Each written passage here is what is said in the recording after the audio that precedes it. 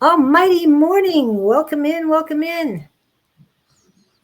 I love that music, Julie. I could just fall in love with that music. It's nice and it's not No, it's a beautiful. very rearing one. And it isn't the music of Libby, but we will discuss that later. We are just now popping up across the channels that I see. It was a very good lag time, about 30 seconds. I want to welcome in Susan and Don. Welcome in, guys. Hello. Fix your And hair, they're Don. popping You got to in. look presentable. Yes, you are normal now. Or You're I live, guess Dawn. You're live. you're not flipped. And you're live. We're all alive. Yep. And Brenda. Yes, Brenda is in. She's Brenda. usually the first one in on Wednesdays. I love it. Thank you, Brenda. And Brenda has told us she is coming back next year to the Phoenix? Psychic Squad. So I am so excited. She's coming back to the Psychic Squad. Yes. And I know a lot of you don't know these two people. Yeah, sure. They're on lives and videos all the time. And here today, they've chosen to share with me to share their new book. It's Which book, Don? God's looking. Where is it? Where is it? Oh, right. in Espanol as well, right? One in Spanish. Oh, they're both in in Spanish. There's an English version here somewhere. There we go. Awesome. It's like, yeah. Next time it'll be in French or even in Swedish. I'm sure that. Exactly. Oh my goodness. Do it like in Chinese. Oh my. Julie, I must pop out 1 second real quick. I'll be right back. Sorry, Yeah. so sorry about this. Okay. And it's okay. I can talk. Me and Julie can talk up a storm. yes. And we've got Pam Shore in. We got Katsuni T. Hello. Brandon 3T. Wow. They're all popping in. Hello, Yes, everybody. Yeah. Greetings. I will be interviewing Susan by herself on the 14th. Yeah, 14th of January. So I will get the advertisement up for January later today, if not, definitely tomorrow. So I hopefully you'll come in then, and They'll probably say, "Oh no, not her again." No. No, Yes, Kat. Hello, Kat. I thought it was you. When it Katsuni T, it's got to be Kat. So Kat is in, and JR6427. Please let us know your name so that we know who we're talking about. And yes, I'm interviewing them. And Susan is so chopping at the bit to read today. So we're hoping to get some reading in. Oh yeah, I read. I love to read people. But I want to remind you that Susan will be teaching a class tomorrow night, right? Yes, mediumship class tomorrow night at 1522 West Encanto Boulevard, Phoenix, Arizona. And it's called Rising Phoenix Spiritualist Church. Yes. So I'm going to teach you how to communicate with your loved ones on the other side. And it's really easy. Yeah. And for those who want to be online and get some mediumship readings, Mondays we have a class and we need sitters. So you can email myself, Susan, or Dawn, and we will definitely do that. I'm buying the book today.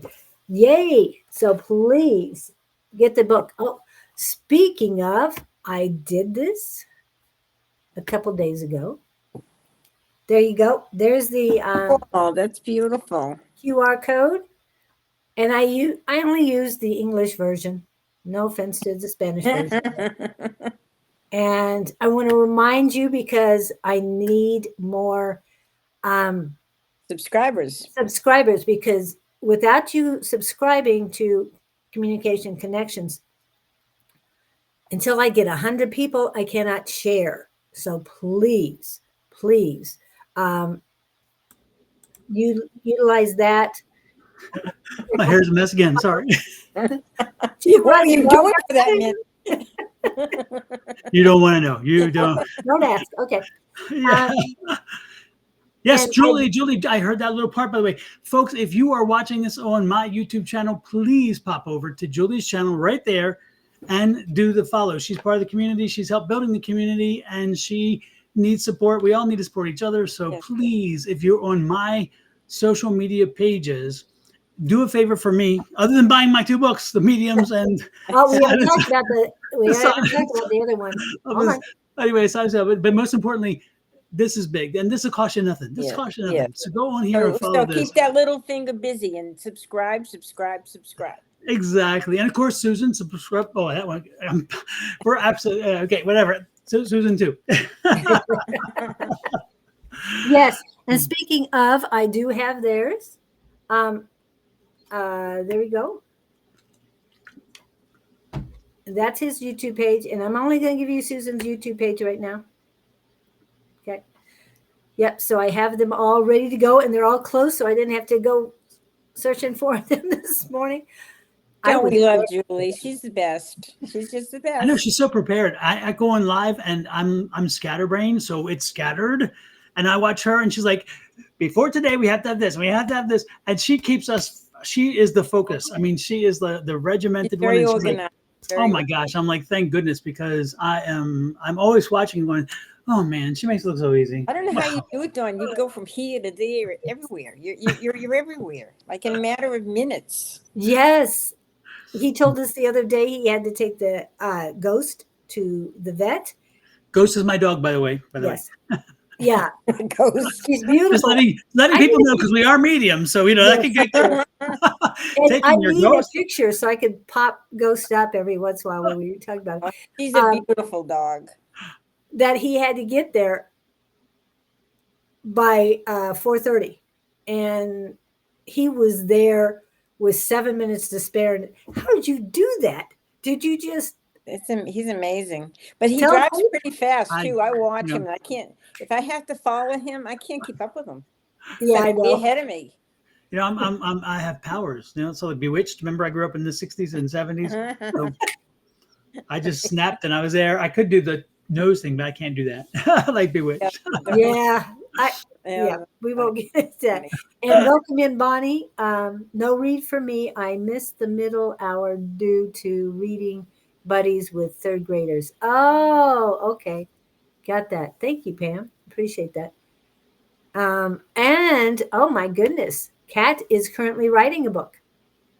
My Yeah. books that I have had in my head since I was 25. So have she gotten a hold of you yet, Don? For Oh no, Kat, welcome. Reach out to me if you want some help or some direction or whatever.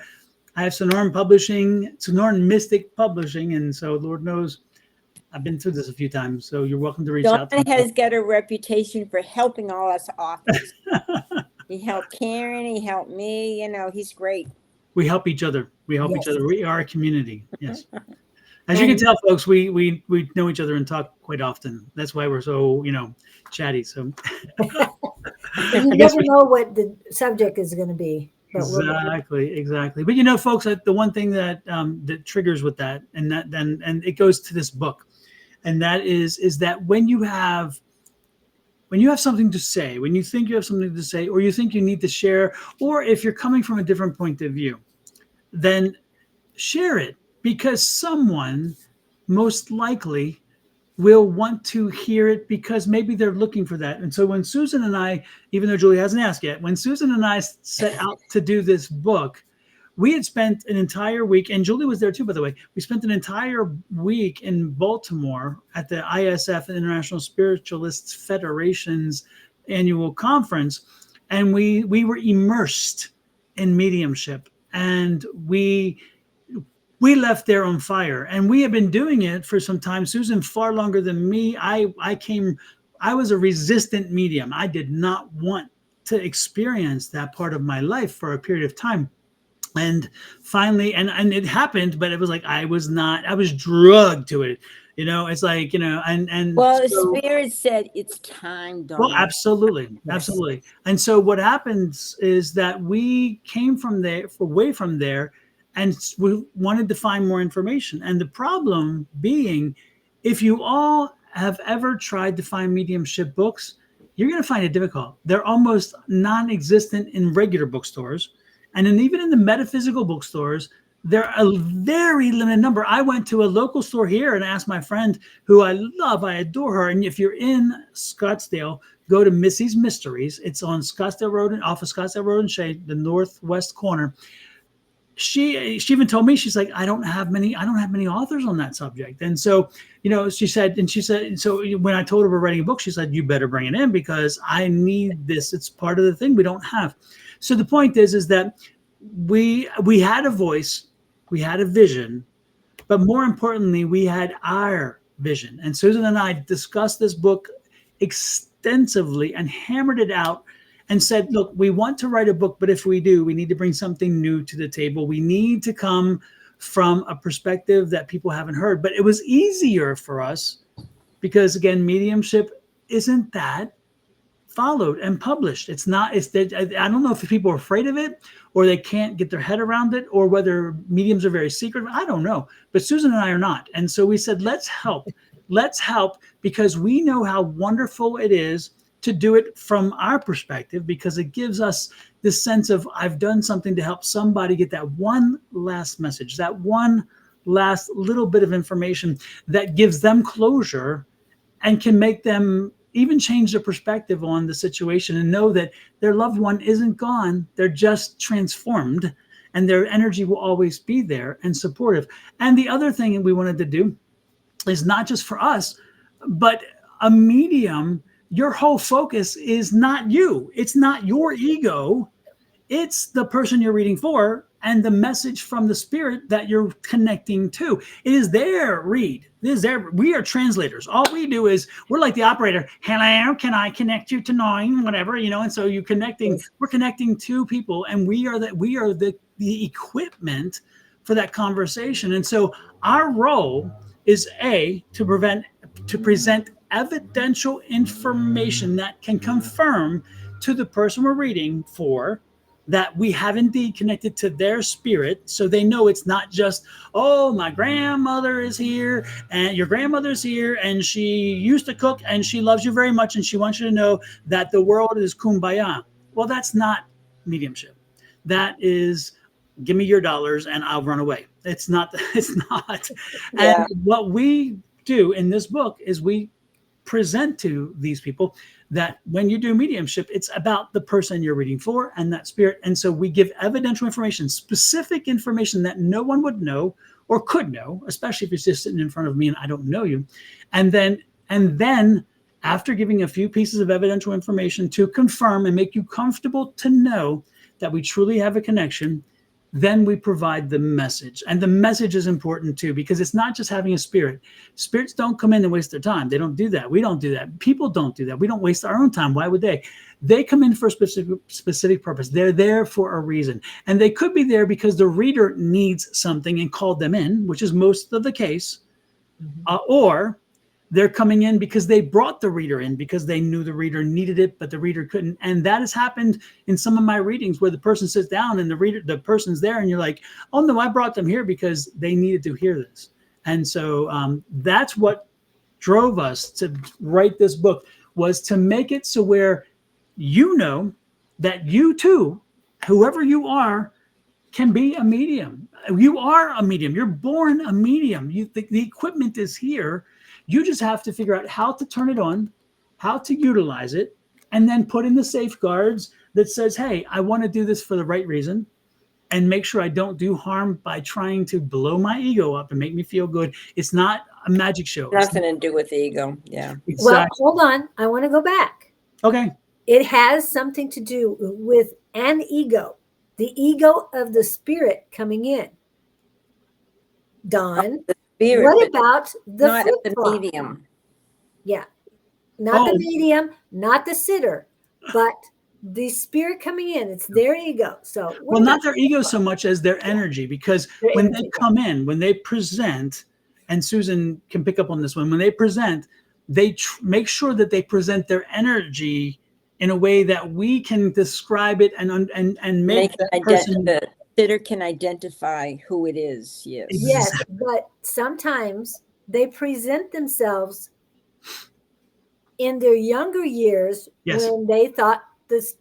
That's the ego part that I see. Yes. Yeah, because they're healthy on the other side. Right, at any age they choose. Maybe they were in perfect health in their 30s and they look great. That's how they're going to present themselves. And you will still know who they are because their personality comes through and everything. And so it's a realization that we never really die. Our body dies, but we live forever. Life beyond physical death. Exactly. And it's proven in love beyond physical death too. Exactly. And it's interesting because Julie was talking about the flip-flop and she was cueing me on that because there is a story there. And I was Angie and I were doing a live reading and we were at the very end of that was not a live, that was in the middle of a live reading.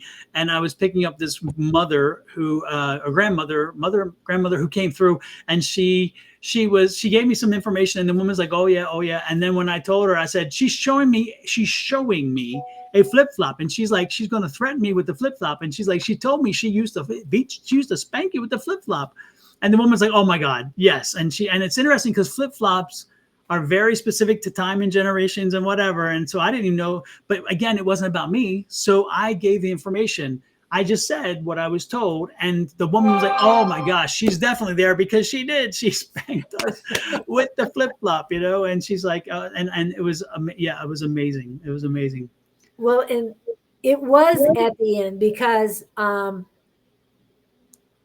Angie had just finished her read. And Dawn says, I'm getting something. And it's cold. Oh, that one? Okay. Cold energy. Yes. And you say, Katie, I'm going to put you on hold because I'm not sure if this is for you. And then you started. And she goes, yeah, that's for me. Yeah.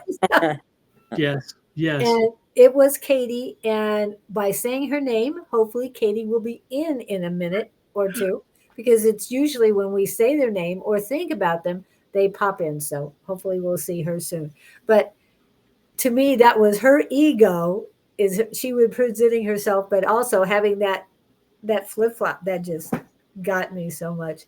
Yeah. And sometimes the evidence can come in differently. Can come in like, I'm listening, I hear a song and, the sitter's sitting there, oh my gosh, that's a song that my mother always sang to me.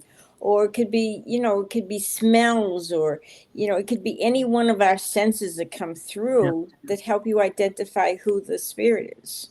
Explain that, Susan.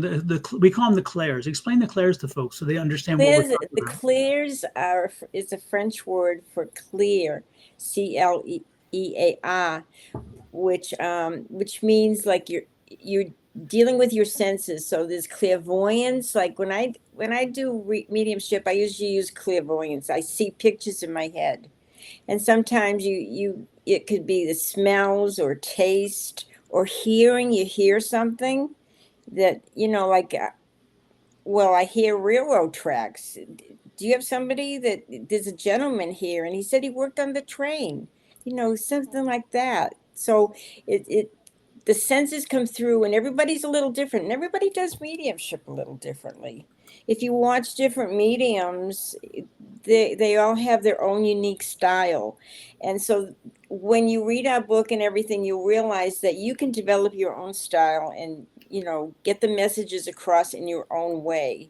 But the whole thing is you're connecting with the other side. You're connecting through your guides, your angels, your loved ones, getting messages from the spirit that's coming through. And it's very unique. There's unique things about each one of us that we can identify.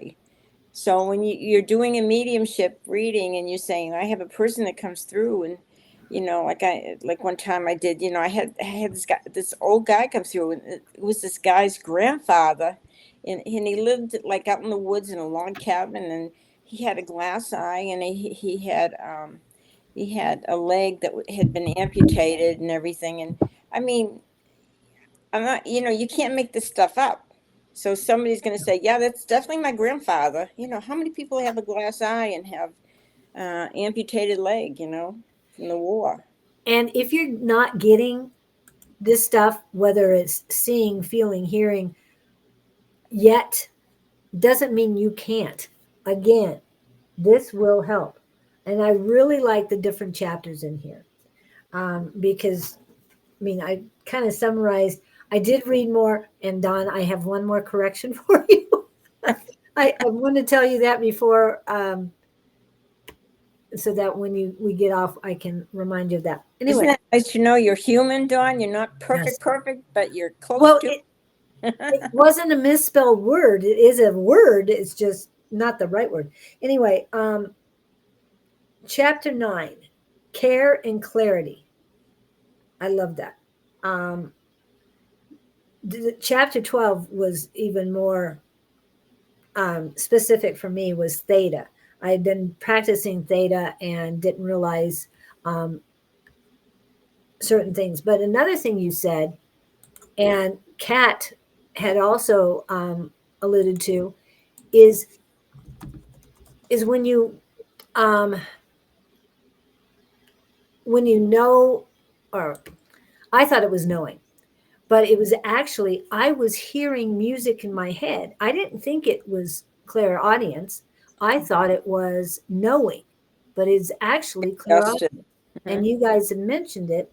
When you get songs, lyrics, and other words in your head, that's clairaudience.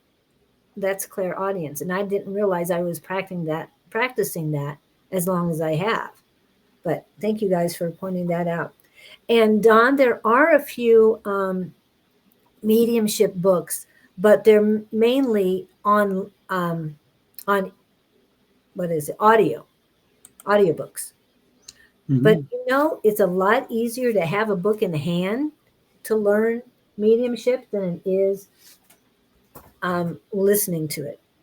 Yeah, but when you go to find them, it's because Susan and when we set out to do the book, we didn't just want to talk about what we knew in our experiences, but we wanted to actually do the research and see what is out there. And that's the problem. Again, I didn't start to do the book, nor did Susan, until we realized it was such a desert of information. Oh, yeah, because a lot of the books, they talk about somebody's biography, and then half the book is testimonials, Okay.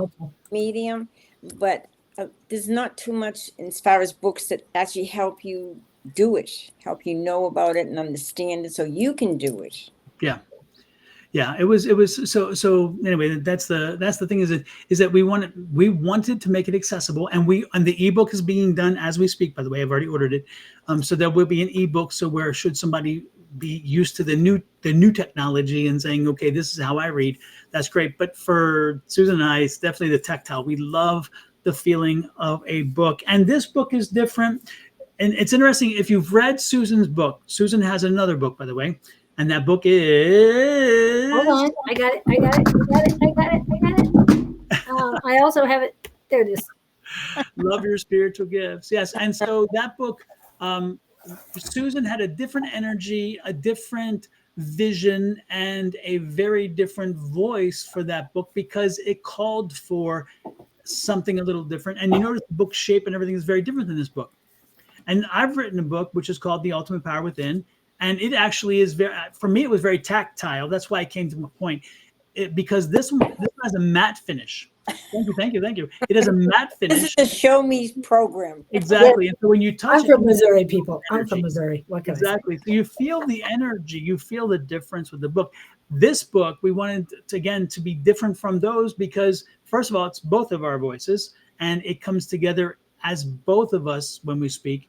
But more importantly, it's a book about something we love and dearly love. And The Ultimate Power Within was written based on my argument that affirmations are not your grandma's affirmations. And you have to understand the power that affirmations bring and how, if you use them properly, they can change everything. Susan's, her development book, which is what I call it, it's your metaphysical development superstore. You go to Susan's book and you don't have, just like going to Costco and you'll find everything, because in her book, it has all the various skills of metaphysical. So if you want to learn how to do tarot, to just get the basis of tarot, you'll find it there. The mediumship, you'll find it there, except this is more intense, of course. But anyway, not, anyway. And then, of course, all the other things. So Susan's first book was a venture into, hey, are you curious? Dabble your toe in there. I'm going to give you a little bit about it, a lot. And then once you do, if you want something more, then let's get deeper. And that's how this evolution came as well, because it was like, okay, let's take it a step further. And in the book, you will find some of Susan's information from her other book, because it led perfectly to this book.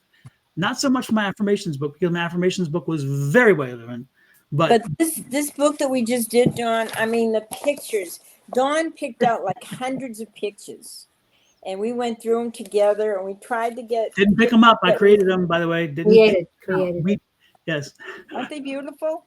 Oh. I mean, we tried to create books that would kind of relate to each chapter. And it was just so much fun. We had such a good time doing it. Yeah. Yeah. And this book actually came together very easily for us, because again, we're mediums. That kind of helps, I think, when you write a book about mediumship. And we have many experiences which came to bear on the way in which we delivered the message and how we helped people to understand. That was important.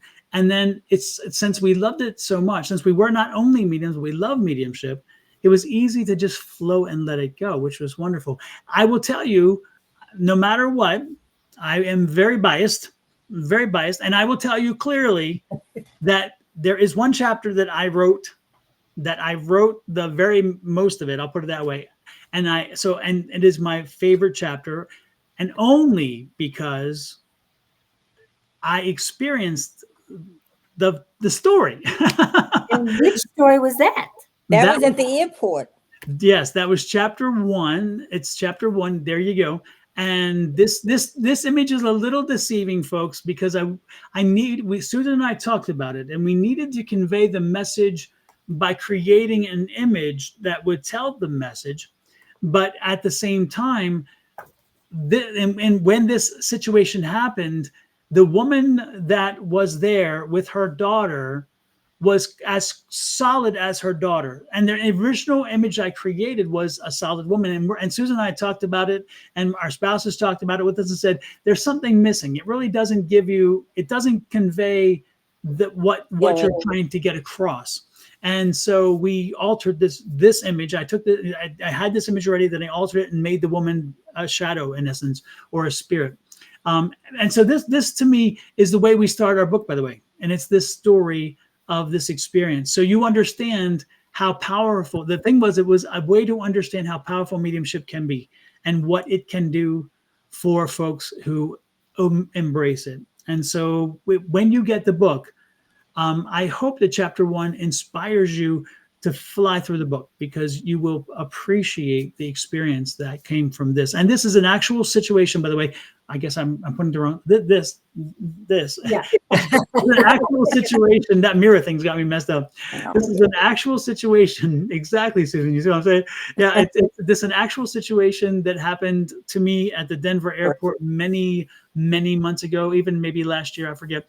And actually it happened, blew me away, to the point where I had to go out on the patio on Terminal A of the airport and record it live, my reaction, and post it immediately, because it was such a moving experience. Yeah. And so in the book, we talk about these experiences. We talk about the various things that we've experienced, short based on us, long based on information you need to hear to understand the process. Okay. And I put up the YouTube, so you can go to his channel, check out his videos, because that video is there, along with the video for the flip-flop. I'm just saying. Yes, the flip-flop is there. Yes, it is. Yep. Yes. Now I think the video for the airport is under shorts. It's under the shorts, because it's a 3 minutes and it's done this way, because it was on the phone. Where the flip-flop video is about 7 minutes long and is under the regular videos. Yeah. But as you read this book, you'll realize that you too have had experiences like this. Maybe you needed to, say, "Oh, I'm not going to believe this," and then it happens. Yeah. And we all have these experiences, and you can either work with them and develop them, or you can just say, I'm not going there." But you have that choice. And I'm not trying to make anybody dizzy, but I wanted to get that up there so that you can go to Sonoran Mystic Tarot YouTube channel and see that, because he has a lot of videos up there that will help anyone. He's a very busy person. Yes. Yeah. And the good thing too is that with this book, going back to the book, with this book, it does one more thing.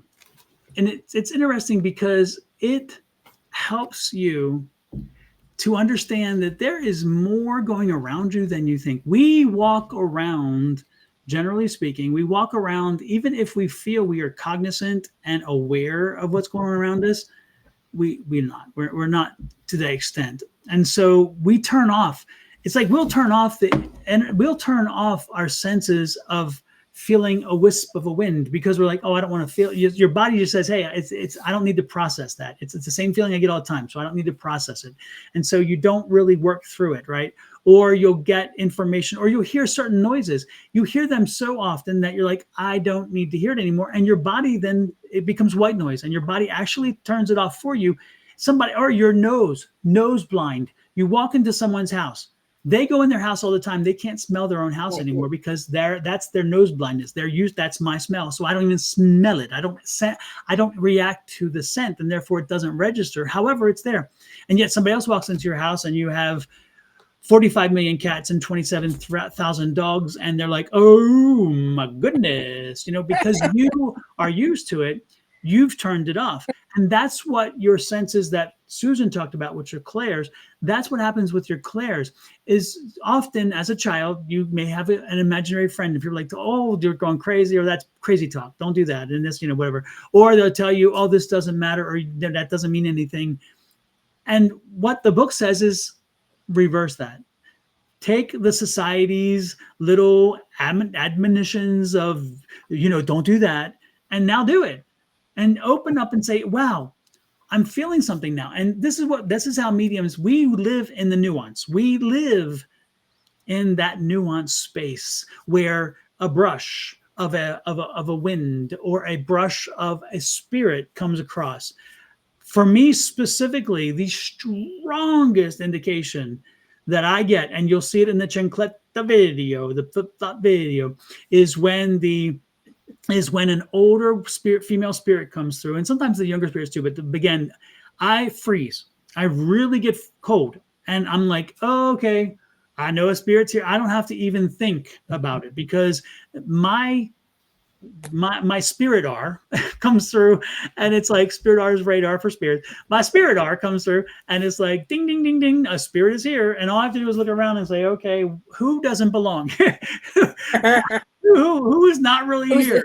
Who's sending me a cold chill? Exactly. And oftentimes our spirits come through in our dreams. We'll dream of our loved ones on the other side, and sometimes they come through just to say hi, and sometimes there's a message, sometimes there isn't. But during the day, all these things happen. You see a name on a truck, and it reminds you of somebody. You hear a song, you see feathers on the ground, you see coins on the ground, you see little butterflies and hummingbirds, and they remind you of, all of a sudden you find yourself thinking of a person that's on the other side. It's because that's their way of conveying to you they're around you, they love you, they're thinking of you, and so you think of them.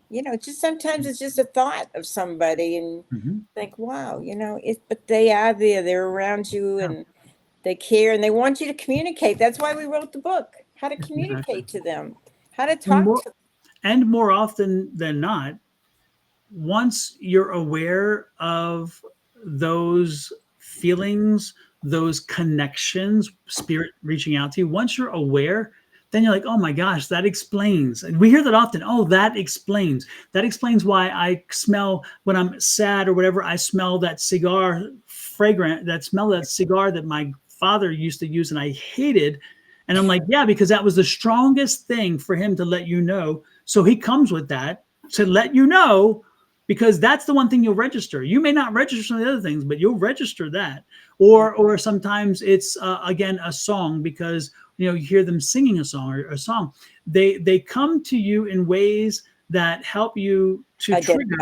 But often we're like, oh, that's just a good whatever. No, they're there. And often when people start thinking back, they're like, I was in a really bad place, and I felt my mom's hug. I was like, oh, I just must be generate. No, you're not dreaming it. It is the hug. It's because you opened yourself up to feeling it. And again, it's certain things that we had a woman one time who her husband would always brush her hair, and it always reminds me of Streisand in the way we were at when she did Hubble's hair. The same deal. This woman did that, and she said she picked it up from that show. That's how she did it. And so we were talking. I'm like, he's showing me the hair like Hubble, and you doing this? And she's like, yes, I always did that. We would be in bed, and I would look over, and I would do that. And she said, and it just always was our thing. And she said, as soon as you said that, and you connected it to the movie, that's exactly how we created that situation in our life, because we saw that movie and he always had the hair, and I started doing that, And sometimes, how often do you hear somebody calling your name and that sounds like my mother, but my mother's not here. There's nobody here. Yeah. Or sometimes you, out of the corner of your eye, you'll see your cat run down the hallway, or you feel a cat on your bed or a dog, and they're not there. Yes. This spirit is. So this is their way to let you know, hey, don't forget about me. I'm around you. And let's go one more step if we can, Susan and Julie. And that is that let's take the step of let's get the fear out of there. Because sometimes you're like, okay, if I become a medium, then I'm going to always be turned on. And I'm always going to now get messages, and I don't want messages, and I'll get the messages I don't want. And let's allay your fear on that one. That's not the way it works. And I totally appreciate the Hollywood medium and the Long Island medium and the go do yourself medium and whatever.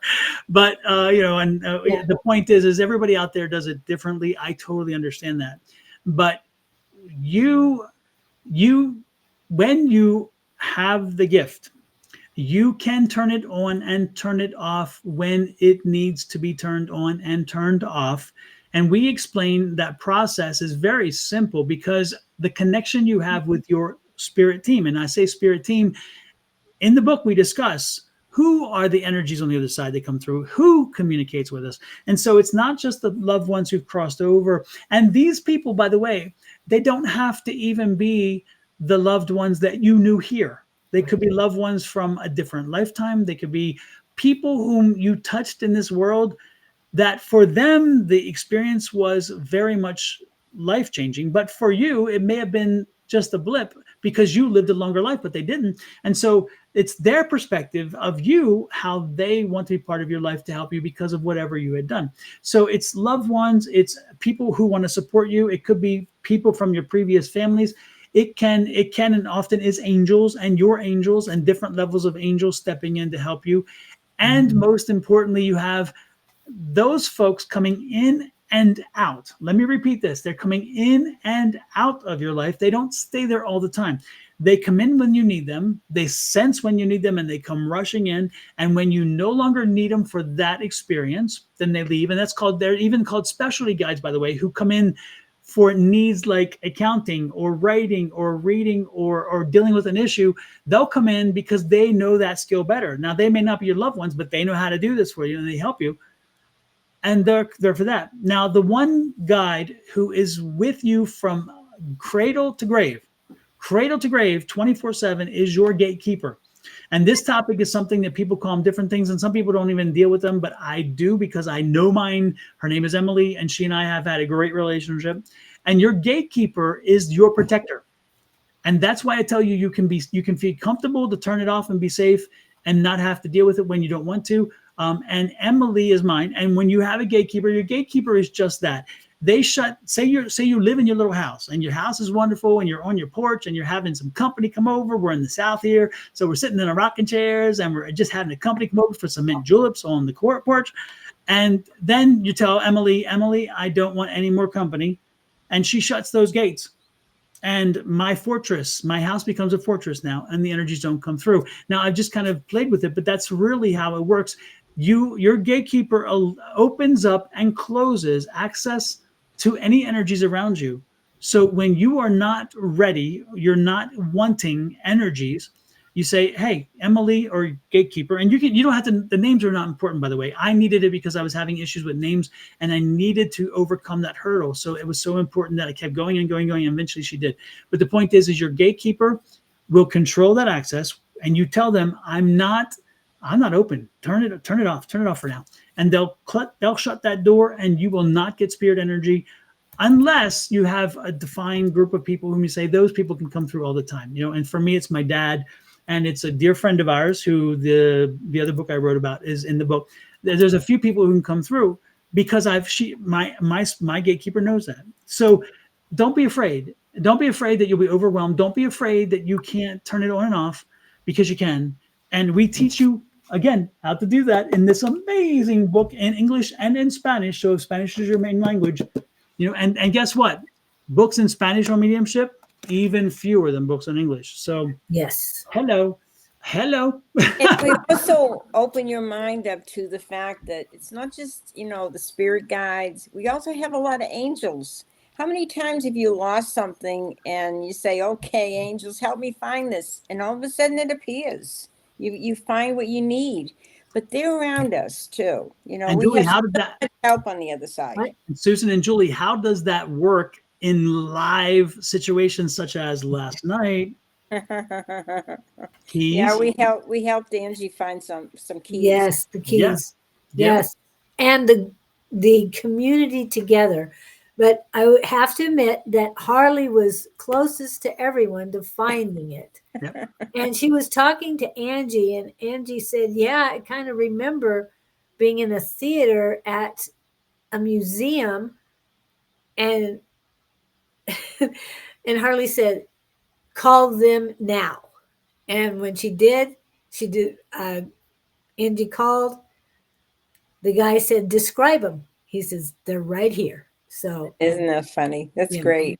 So But we have all this can help. give you real world examples. There's one right there. That again, your spirit team is there with you. They will support you. And Harley, I don't know how other people call them, but your gatekeeper is not an angel. In my understanding, and with Emily was never an angel. She actually lived on this earth at one time. I call her my church mouse because she's this little church mouse lady. She's amazing. I love her because she reminds me of my grandmother Rumer to a degree, but not. I mean, I know the difference for sure. She just this like little church mouse lady, and the one vision I get is like Harry Potter at the end when these dementors come through and they want to zap them in this cave thing, and the lady comes around and she comes through. That's how I see Emily. She's kind of like that person. She's just kind of tottering away. So for me, Emily was never an angel. She's not an angel. She's not one of the archangels or regular angels. And she has been on this earth before. And her role when she came back was to be here. Now she did not have a relationship with me otherwise. She's never been in my other worlds. She's never been. And so I am blessed to have her, but we never worked together previously, nor is she an angel? And she's very clear about that. She's like, don't put me on that pedestal, because those angels are a very different level and a very different. But we do explain all the different entities around that will happen with your mediumship too. Yeah. And remember, this is to ask. And this is our interpretation, because remember, everybody interprets it differently. So I'm not saying it's right or wrong. I'm talking lived experiences, and Susan talks her lived experience of what we see, what we learn, what we understand. And so, again, everybody has their own, and somebody may have an angel 24/7 as their gatekeeper. However, remember, your gatekeeper is with you all the time. And so if they're with you all the time, my argument would be, how could they be with somebody else? And angels tend to be helping so many. And everybody has a guardian angel too that they came in with. Absolutely. Right. There for you your entire life. Yeah. So. But they also have others to work with too. You're not the only one assigned to them. Right. And that's what the gatekeeper is solely on you, nobody else. Exactly. So that's the very big difference. Yeah. Yeah. Definitely. And then yes. And then when we close out the book, we included, this was important to Susan, very important to Susan, and I supported it 122%, because we wanted to introduce other mediums. This is not a book just about us. It's not a book about us at all. This was a book about mediumship. But we wanted to make sure that we talked initially about where mediumship comes from. So that's in the book, and the evolution of mediumship. And when we got to the evolution, we realized, oh my gosh, there could be so much that we could put you to sleep. And we didn't want to put you to sleep, because that's not what the book, this is not a meditation. This is a book. So what we did is at the end of the book, Susan and I sat down, did a lot of research on quotes, wonderful quotes from great mediums and good people, wonderful people who tangentially may have touched mediumship or the life after. Life, death. Exactly. And we put those in the book, and they're at the very end of the book. And it is full of wonderful quotes from various luminaries. And they're broken down in, again, like Susan was saying, in the way that they're directed. And so it's about life or death or the in-between or angels or whatever. And so there is about 4 pages of amazing quotes. And so if you're ever looking if you're going to give a talk someplace, or if you want to go to a party and you want a nice quip, go to our book, go to the back, and find a really nice quote from there, because all of those quotes can be used anywhere. You don't have to worry about people looking at you like, are you crazy? It's not metaphysical specific quotes. They're quotes about life, death, the life hereafter, and those things. And down through ages. I mean, they weren't just quoted 10 years ago. They were down. Well, and Gandhi, I think Gandhi's in this, right? We have Gandhi. I'm almost certain Gandhi is one of the quotes even. Yes. And I do want to remind you, it's chapter 21 that these quotes are in. Mm-hmm. Because there is a chapter 22, stepping fully into the light. So that's the closing. So it's chapter 21. And I hit one this morning, and it's like, I loved it. Now, of course, I can't find it. Teresa Caputo is in here. A lot of them. Helen Keller, that's the one that I saw this morning, and I loved it. And I was going to put that on. What we have once enjoyed, we can never lose. All that we love deeply becomes a part of us. Yep. That is Helen Keller. And I like Rumi too. Rumi says, to live in hearts we leave behind is not to die. Yeah. That's a wonderful quote. Yeah. So we get a little emotional reading this book. Yeah. Yep. So we wanted to make sure that we gave acknowledgement to those who've come before us, who've written stuff before us. We even talk in the book when we found when we found something that really should not be disturbed, we actually quoted it and gave recognition to who said it. Gordon Smith pops up in the book. He's a great medium. There's so many great mediums. So but there's current mediums as well as people who have gone before us. So we're also understanding time and place, and so we include those. But again, when somebody does something great, you don't have to redo it. You just include them in what you're doing with your works. And so you'll see we have other mediums throughout the book that we talk about and have given them acknowledgement for their wonderful work. Susan and I, and Julie, actually, all three of us have worked with a gentleman named Darren Britton, and he is out of England. And he is wonderful as a medium. And he comes a whole fresh new perspective, which is wonderful. And when you have an opportunity to meet and learn from this gentleman, you walk away and you're like, I'm taking a new perspective. He always brings something new to the table. And no matter how many times you've met with him and communicated with him, he's always bringing something new. So we have current mediums, we have past mediums in the book, but know that it is a continuously evolving field. And we're going to stay on the front line. And should things evolve further, don't be surprised if you get a second and third edition, because we will modify the book and add to it if time comes and we find it is necessary. So this is going to be a living and breathing document. It's not going to be just a one and done situation. So and the book was written for all of you, and we could not have done it without all of you. and all the people that, I know we got a lot of help from the other side, whether it be our angels, our guides, whatever, our loved ones. But we also got a lot of help, studying other mediums and everything. And Yes. you're all part of this. This couldn't be a book without you. You're all important. Exactly.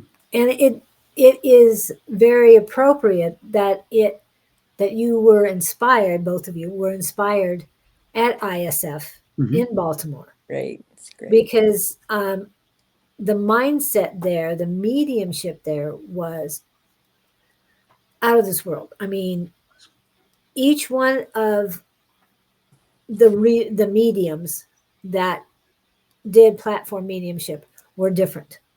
There were a couple that were alike. They used sort of the same message, or sort of the same method, I should say.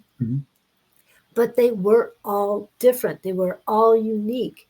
And Absolutely. learning from these unique people, even those in Psychic Squad, because there's so many different ways of seeing things and feeling all of the clairs. And everybody has different skill levels. Now, Susan has been doing this and I know you use the 40 plus. We know you're only 41, but just kidding. Right. But Dawn, I know your story of mediumship. You kept saying, I'm not a medium. And Tina Escoto, Monday night class, everything just rocks. She's the reason why we're all together.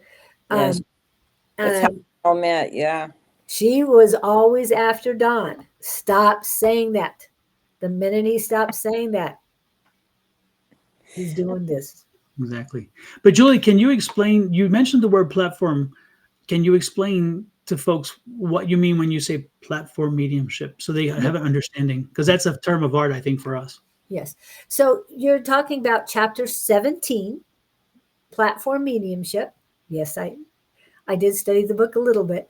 And that is when a person gets on, and I'm just going to say it in a simple way because this is what I've experienced. I haven't been to many platform mediumships, but this one, Susan was the first one I experienced. But in Baltimore, they had a stage. People were on Zoom. That doesn't always happen when you do platform mediumship, but they have people in the audience. And live. And live audience in the auditorium. And when, like I said, it's all done differently, but when they get a spirit come in, they go to whomever it was. Now, I get teary-eyed because it was so amazing for me. I got Susan did my first mediumship platform read. But this was Richard. And Richard is a great guy. I think he's the vice president of the ISF. And I was sitting next to Scott, my partner on Fridays, and he came to me he came to Scott and he says, the person sitting next to you, Scott was not happy. But my mother and father both came in. But they weren't the only ones coming in. And they had messages for me. But the ultimate that came in was a horse.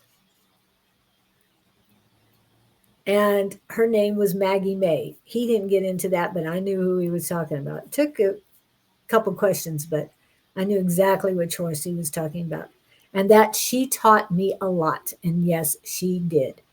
But he was so cute walking around, and he kept kicking his foot up like he was a horse. And it was the whole evening that continued. Yes. That continued. And not just that evening. Oh, that's right. It was throughout the rest of the conference. And everybody picked it up. Darren picked it up. Others picked it up where they're kicking like a horse. And it was just so cute. And no, I'm not saying that bucking. I'm just one hoof up. And yeah, it really lightened up the entire week. And yeah, So it was great. And you know, you guys, if you want to go somewhere and learn, you can go to Lilydale, which is in upstate New York, or you go to Arthur Findlay, which is in England, Stansted, England. You know, if you want to further, if you read this book and you get so excited and you want to further, you can either take classes with us, or you can go to England or New York. What about later today? At noon today? At noon today, Darren Britton is going to be on with questions and answers, and you have to register through Facebook. Just look up Darren Britton, DARREN BRITTAIN, and he's an incredible medium. Yeah, but you know, it's So that's for wonderful. questions and answers, and You that's guys all have today. gifts. You have all this gift, and you have to just learn how to use it. Yep. Now I want to go back to that because you talk about the gift. However, we were told, and you do have it in your book, but I know that we all have access to mediumship. We just need to practice it. But you state in the book, all psychics are mediums, but not all mediums are psychics. Yeah, because psychics work on a level where when they do a reading for you, they deal with your energy. They're dealing with your aura. They can tell you a little bit about your past, a little bit about your present, possibly your future. Whereas a medium is also a psychic, but you know, a psychic can't necessarily become a medium unless they Right. study and work with it. Yes. But mediums have to be psychic. But the main difference is the mediums deal with bringing in spirit messages from the other side. That's totally different than just being psychic and talk about everyday stuff. And that's it takes some work and practice, lots of practice, and to develop this. But it's And worth it. there's a different energy once you start doing mediumship. There's a different level of energy that comes with a mediumship read versus a psychic read. When you get a psychic hit or a psychic read, again, you're in their auric field, which is a localized energy. And so you feel it, but you know, it's like, okay, I'm not in the moment. I wasn't there when it was created. It's just something that I'm allowed to see. So it's like tapping into something.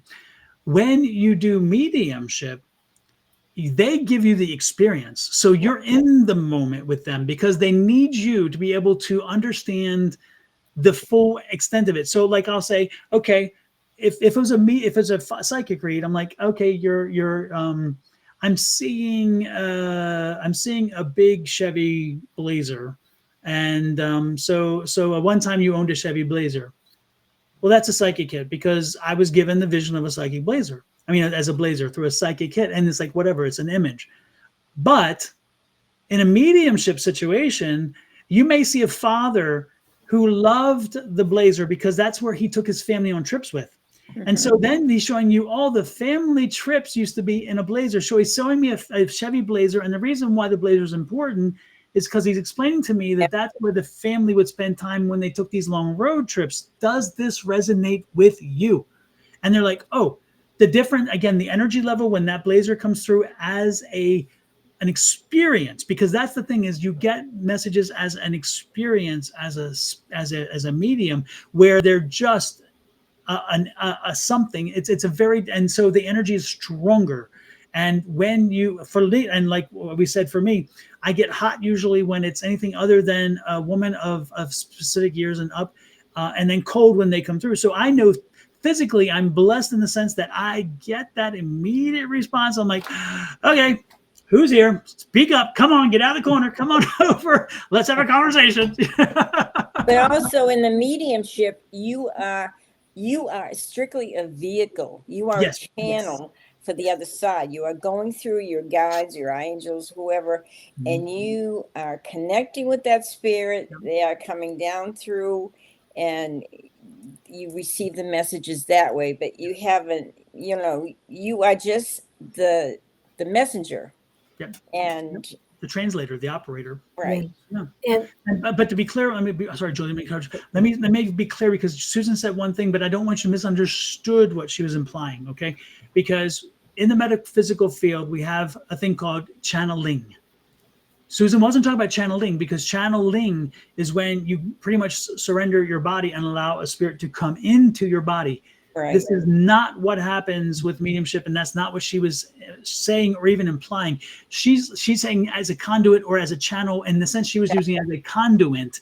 So the message comes through, but nothing comes in your body. Spirits do not come in your body. Right. You do not You surrender are in your control body. of your body. Right. Yeah, so I just want to clarify that, because I could see some people saying, "Oh, well, channeling is not mediumship." Well, you're right, and that's not what she said. So I know what she said, because we've written this book together for a long time, and we know each other when we say it's You like, can okay, read my mind. exactly. So no, channeling is a very different thing, and this book has Right, nothing to right. do with channeling. It is a Yeah, different you're level. simply relaying the message. Yep. And conveying it in a way in which we give evidence that it's specific to you, not that it's just general. Again, when a good medium, and I'm not just saying one of us, when you have a mediumship read, if your medium is giving you these very general things, then there's a reason to question. And we're all going to have questions. We all question no matter what. When I sit in front of anybody, I'm like, I still have some questions like, is this really real? Until they give me something where I know, oh, you could not have known that. And I'll give you an example.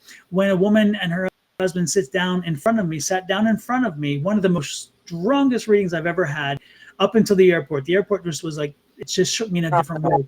But when I was at an event, and somebody else who I know very well, and he can do readings for psychic readings, and he sent this couple to me, and I didn't understand why, nor is it my place to question why. I just said, okay, no problem.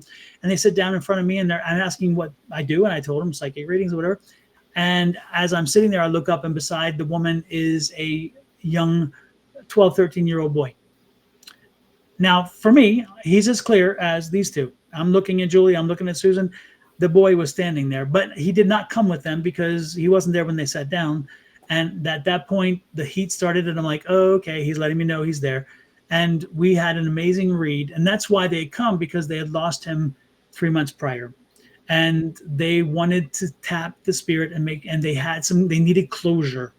Okay. And so when he came through, it was very clear he was there. And we had that conversation, and I relayed to them specific data that I couldn't. First of all, how would I have known when somebody sits down in front of me, you lost a child who's 12 or 13 years old? Yeah.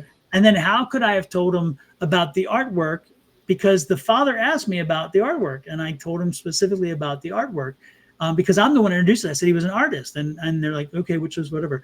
And all the different things that came through in that reading were, again, evidential information. So when you sit down for a mediumship read, especially a mediumship read, make sure that you are open-minded, give your medium a chance, but also there should be some expectations. And we talk about that in an amazing book. We talk about expectations of what you should get from a mediumship read. You should get a few pieces of specific and identifiable information, data that you would not just generally know by whatever. And then once you are comfortable that you've gotten that data and know that they are truly connected, then be prepared for a message. If any of that fails along the way, don't be upset, but understand that maybe your medium didn't do all they needed to do, or that maybe you need another medium. And I'm not going to disparage any mediums, but again, there are a lot of folks who have various ways, and some people, there's no certification to be a medium, and so a good medium is going to come through with strong evidence of who that spirit is. Plus, they're going to give you a message. They're going to give you a message of why they came through. Yes. And I don't want to talk about the sitters or the people where mediums are reading either. You're talking about mediums right now, which is great. I do want to talk about page 60. You mentioned, and I don't know who wrote this, that's not the question, one spirit at a time. Now, after going to Baltimore, you guys came back, asked for a couple of spirits to come in. like I said, when it came to Richard reading me, my mother and father were there, and they were back together again. They had been divorced for many years, people, but they were back together again, which is great. But get more than one in, ask for more than one. Sometimes, like on Monday's practice, there's a whole slew of them out there. And it's like, okay, somebody needs to step up because you guys are there, but who wants to talk? Well, that's the thing is, Julie, is in that Right. statement was the statement was made in the sense of when you're reading someone, you're going to process one spirit at a time. So like when Richard was dealing with your, I think it was your mother came father, or was it vice versa, Yeah, right? mother first. When your mother came in, he was dealing with mom and having the conversation with mom, and then dad was accompanying mom, but remember, mom came in, dad accompanied mom, and then he dealt with dad as well. But again, it was usually the one spirit comes in, but as a medium, we try to bring it, we call and say, hey, whoever wants to come in, and then just form a line, and we can work down the process. But usually you're not going to jump from spirit to spirit to spirit to spirit to spirit to spirit back and forth. That would not work. And not only that, in platform mediumship, which is what we talked about, which is where you're standing in front of a group and you're picking up an energy and you're coming to an individual.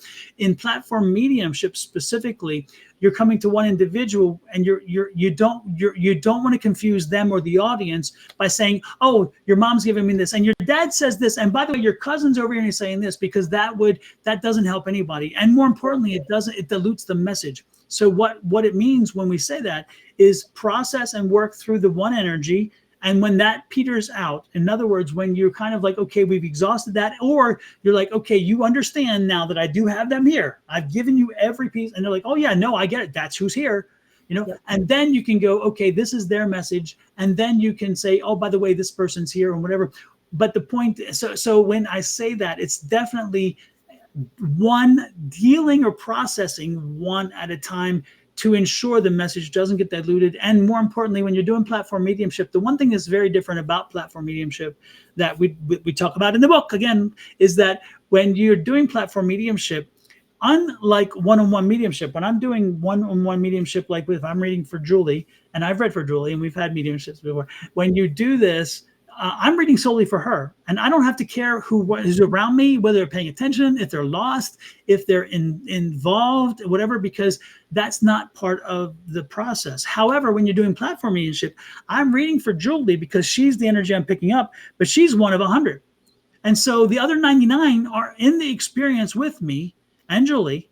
And so it's not an isolated event. And so I have to make sure that I'm giving enough response and enough process time so where they're involved in the moment and they're buying into, I want to be watching this in hopes that maybe I will get a reading eventually while this platform mediumship lasts, because it takes about an hour to 2 hours.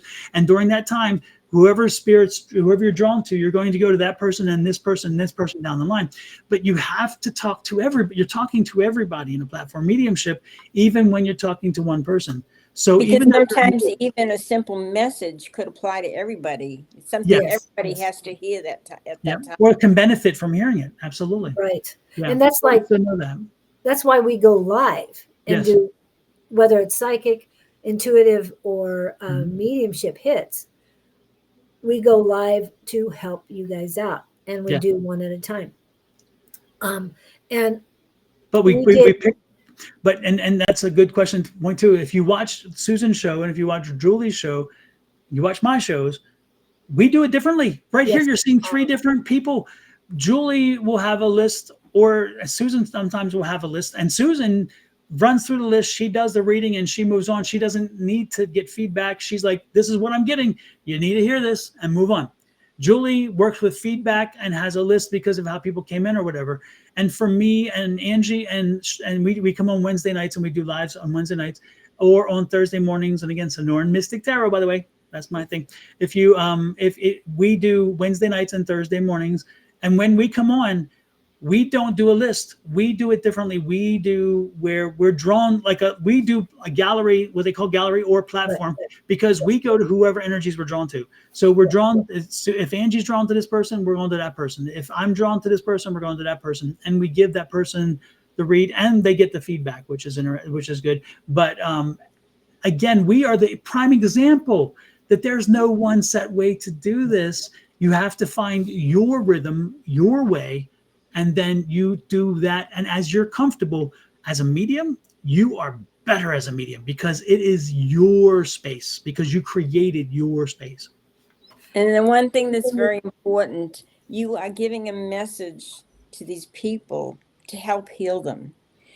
Because they're hurting their loved ones on the other side, or maybe they passed in very difficult circumstances, but you are letting them know that, hey, yes, your loved ones on the other side, and they're right around you, and they've never left you, and they never will. They're just not here in the physical, but they're in a better place. Yeah.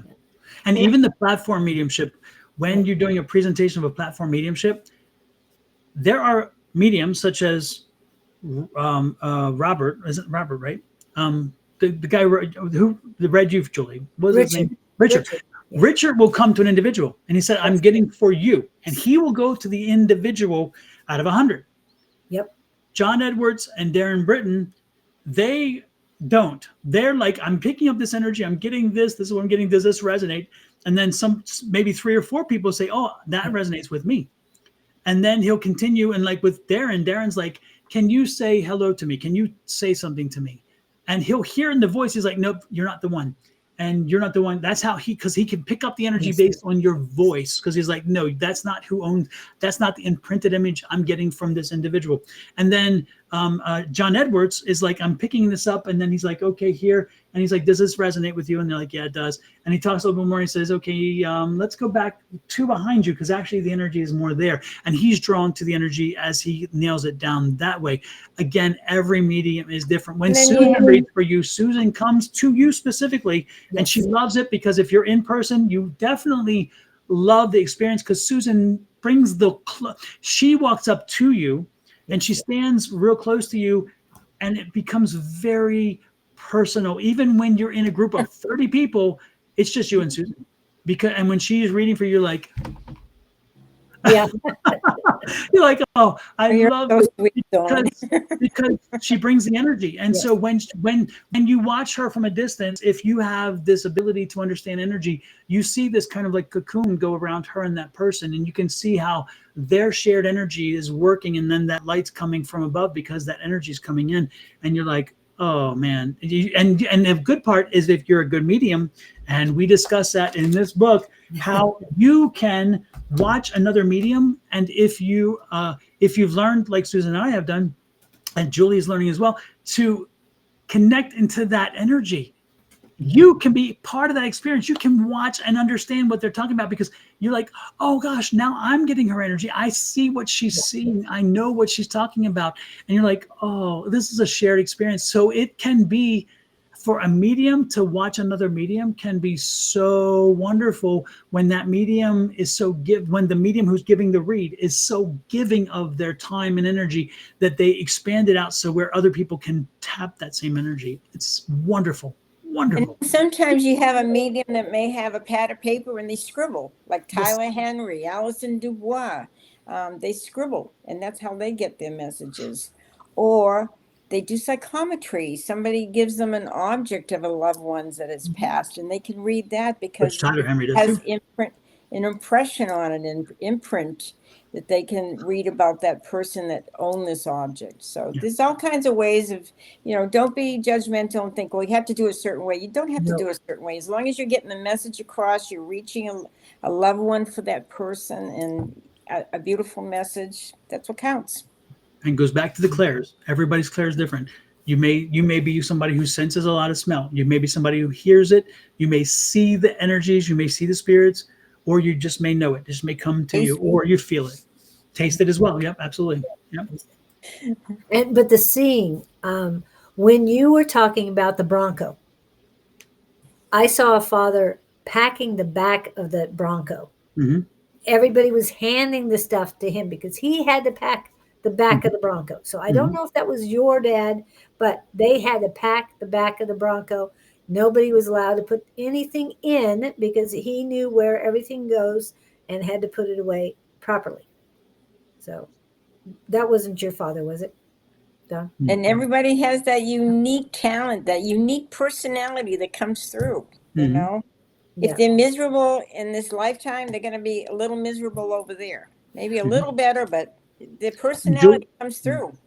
And Julie, that image may be from somebody. We ask if anybody out there, if that image fit what you've experienced in your lifetime, your father, or pack it. Let Julie know, because that you're probably picking up an energy that's coming in from somebody who's dying to get her message across. You know. Okay. Yeah, and if you did, please let me know.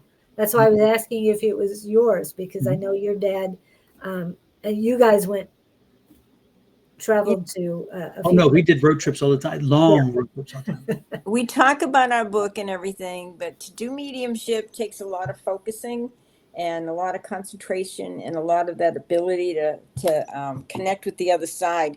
So if we're going to do some readings today, it's probably just going to be quick psychic readings, right?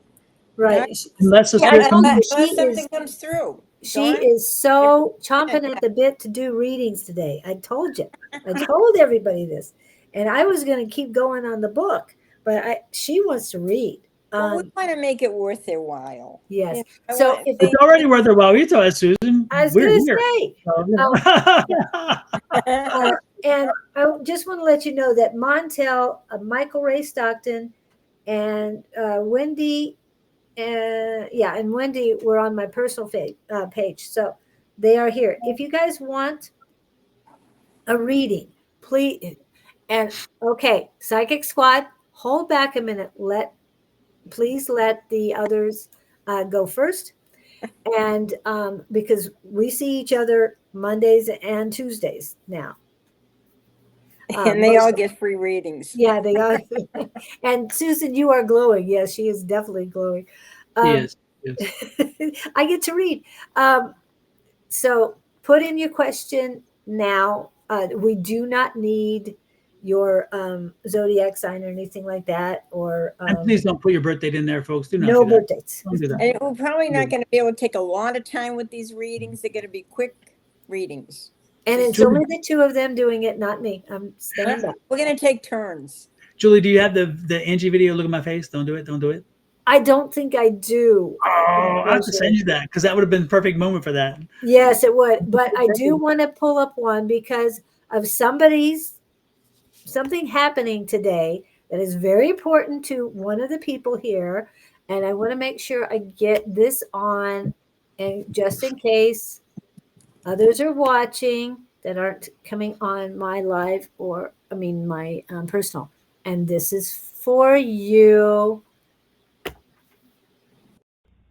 Happy birthday to ya. Happy birthday. Happy birthday to ya. Happy birthday. That was for Ed. Thank you. Anybody else? We love Ed. We love Ed. Yes, it's Wednesday. It's his birthday. So that means Don will not be going live this evening. No. Either that or I have lots of explaining to do, Lucy. I have lots of explaining to do. So I don't want to do no explaining. And I do know my husband is Latino. So that's why I'm saying that, because he's Puerto Rican, and it's like the Cuban Puerto Rican thing, so don't be offended by what I'm doing. No.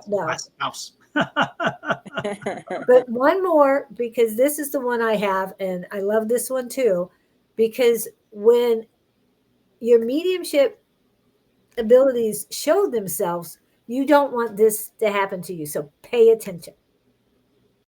So when I started on this healing journey about 2 years ago, my life was like really unmanageable, and I got shut. You know how the universe or God kind of like taps you on the shoulder, you don't listen, kind of gives you a little push, you don't listen, shoves you to your knees, you still don't listen. I got shoved on my ass. And so I needed to really change the way I was living. Amen. Valerie Bertinetti? Yep. Very good.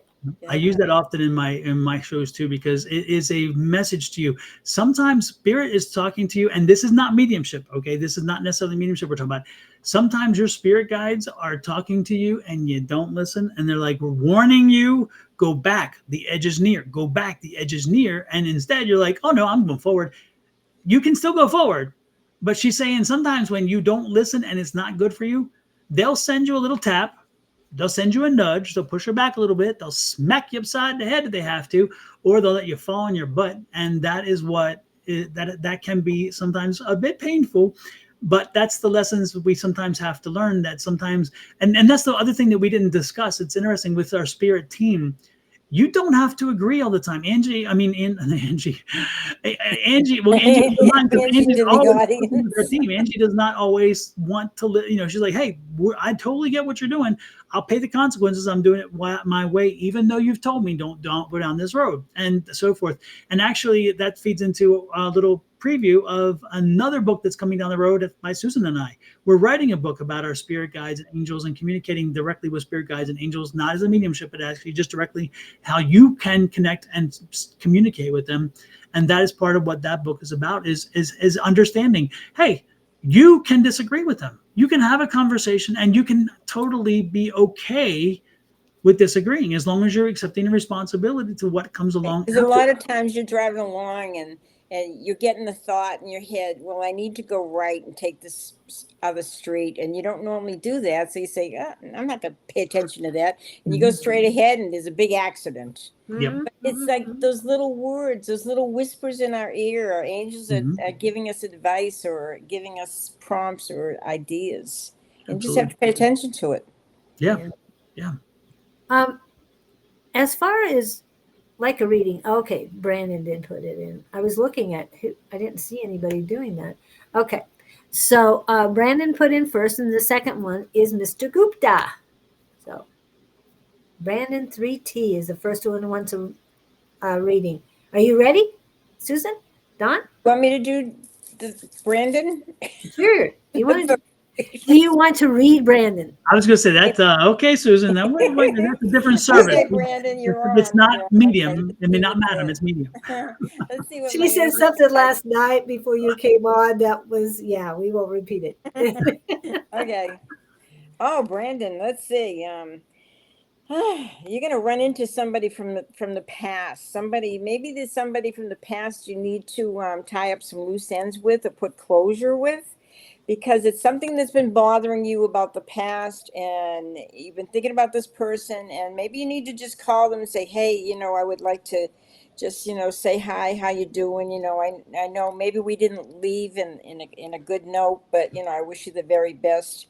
But there's also some love coming into your life, and because of this past thing with this person that needs closure, they're saying you need to hurry up and do that and move on, because there's a lot of things coming into your life where you need to focus.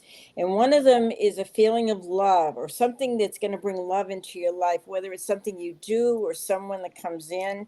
So wrap up the past so you can move on and bring forward some wonderful, wonderful things that are about to happen in your life. So that's what I have to tell you. Thank you. What else I'm picking up for Brandon is Brandon, there's a lot of anxiety around you right now, and I'm picking up it's part of it's financial, but part of it is employment. And so I don't know exactly what your timeline is, but I'm seeing what your timeline in your mind is already set for. But I'm seeing in the beginning of the year, you're looking for a new job, and this could even be a career change. When you change jobs, by the way, make sure that you're changing the way the role that you have. The role that you have is not fulfilling. It's not the employer. It's not the job. It's not working for a specific type of field. It's the role that you're filling now that's not fulfilling to you, and you feel like you're dead-ended, that you're not progressing forward.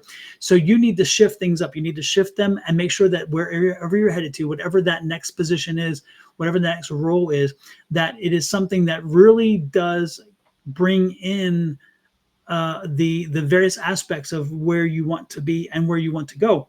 Because again, I feel like you're limited, you're hitting brick walls right now, and I feel like you need to move forward. So this is the energy, that's the anxiety. With that, your anxiety will drop. Your anxiety definitely will drop. And this is going to happen early next year. You're going to see that new job, that new experience, okay? And his grandfather's around him and tells him to move on. He needs to move on and forget about the past. And what matters is what's going on in your life now, Brandon, and what's coming in. Mm-hmm. All right. And next is Gupta. Spirit reading, if you don't mind. That I'm must not be sure for what he Dawn. means by that, but huh? That must be for Dawn. You too. You just had a Okay, grandfather make a message. yeah, either we're gonna both do like the readings if Yeah, go ahead. have to add something. Okay. Whoever wants to start.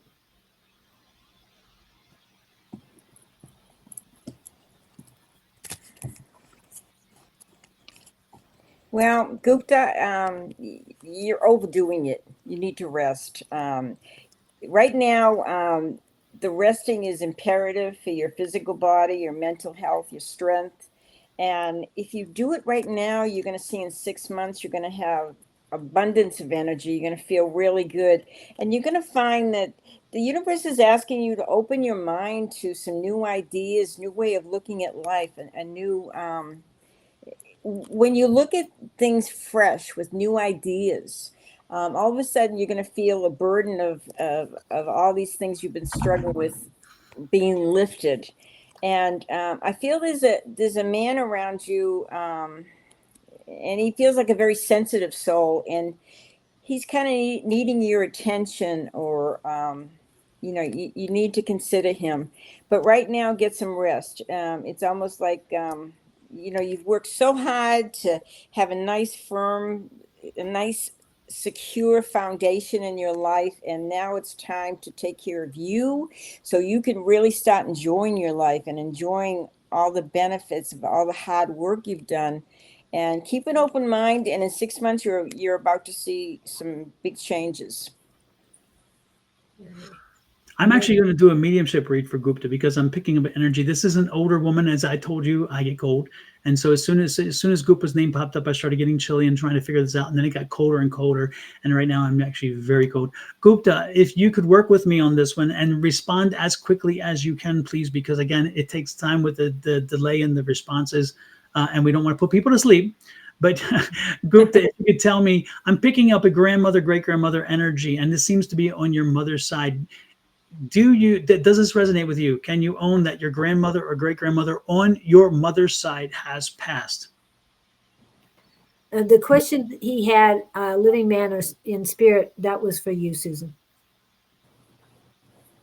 The man that he needs to be aware of or give attention to. I feel like this man is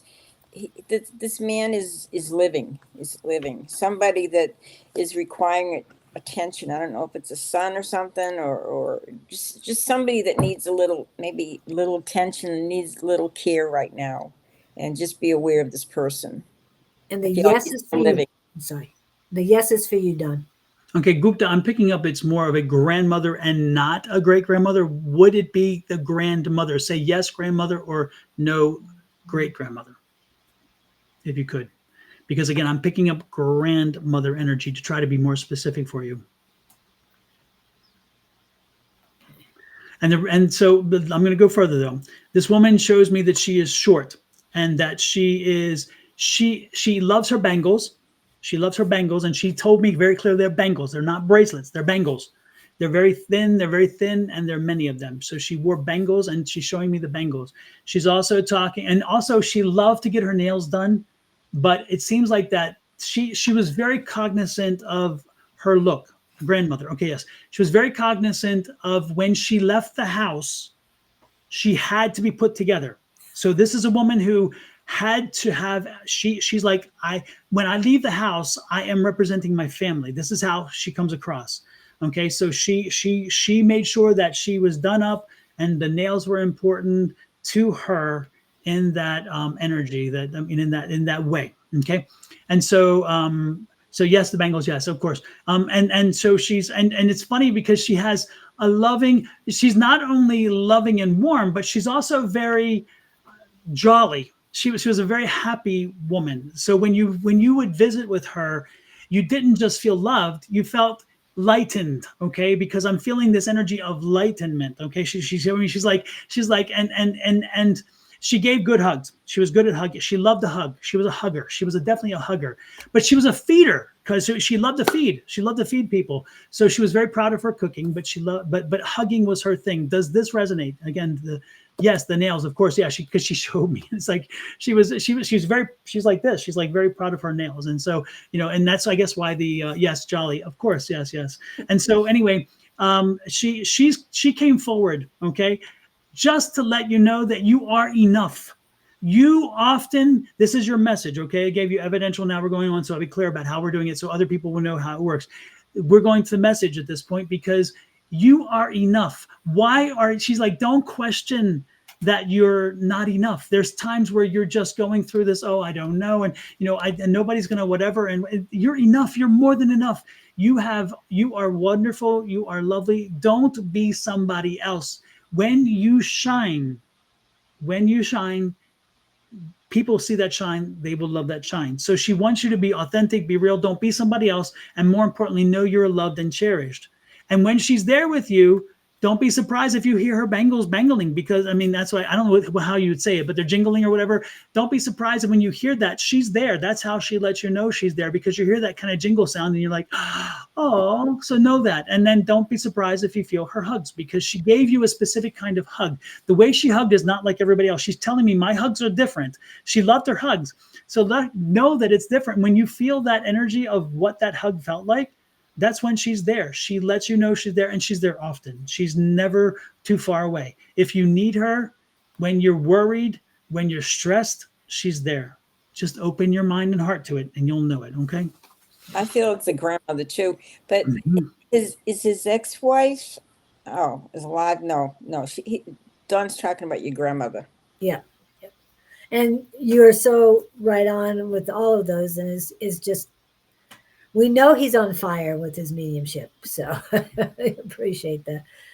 And waiting on the hug thing a little bit more as far as the but the message is given, so if you want, we can continue. But thank you, Gupta, for sharing that energy. And I'm going to thank Grandma for coming through. She calls herself something different. I can't say what she calls herself, so there must be, I'm guessing there's a language barrier there in that sense, because she has a phrase that I can't use for grandmother, because it just is not my vocabulary. But she and that's how she called. You knew her as, it's this phrase that is different than what I know. But know that she's there, and know that you are, again, loved, honored, and be yourself.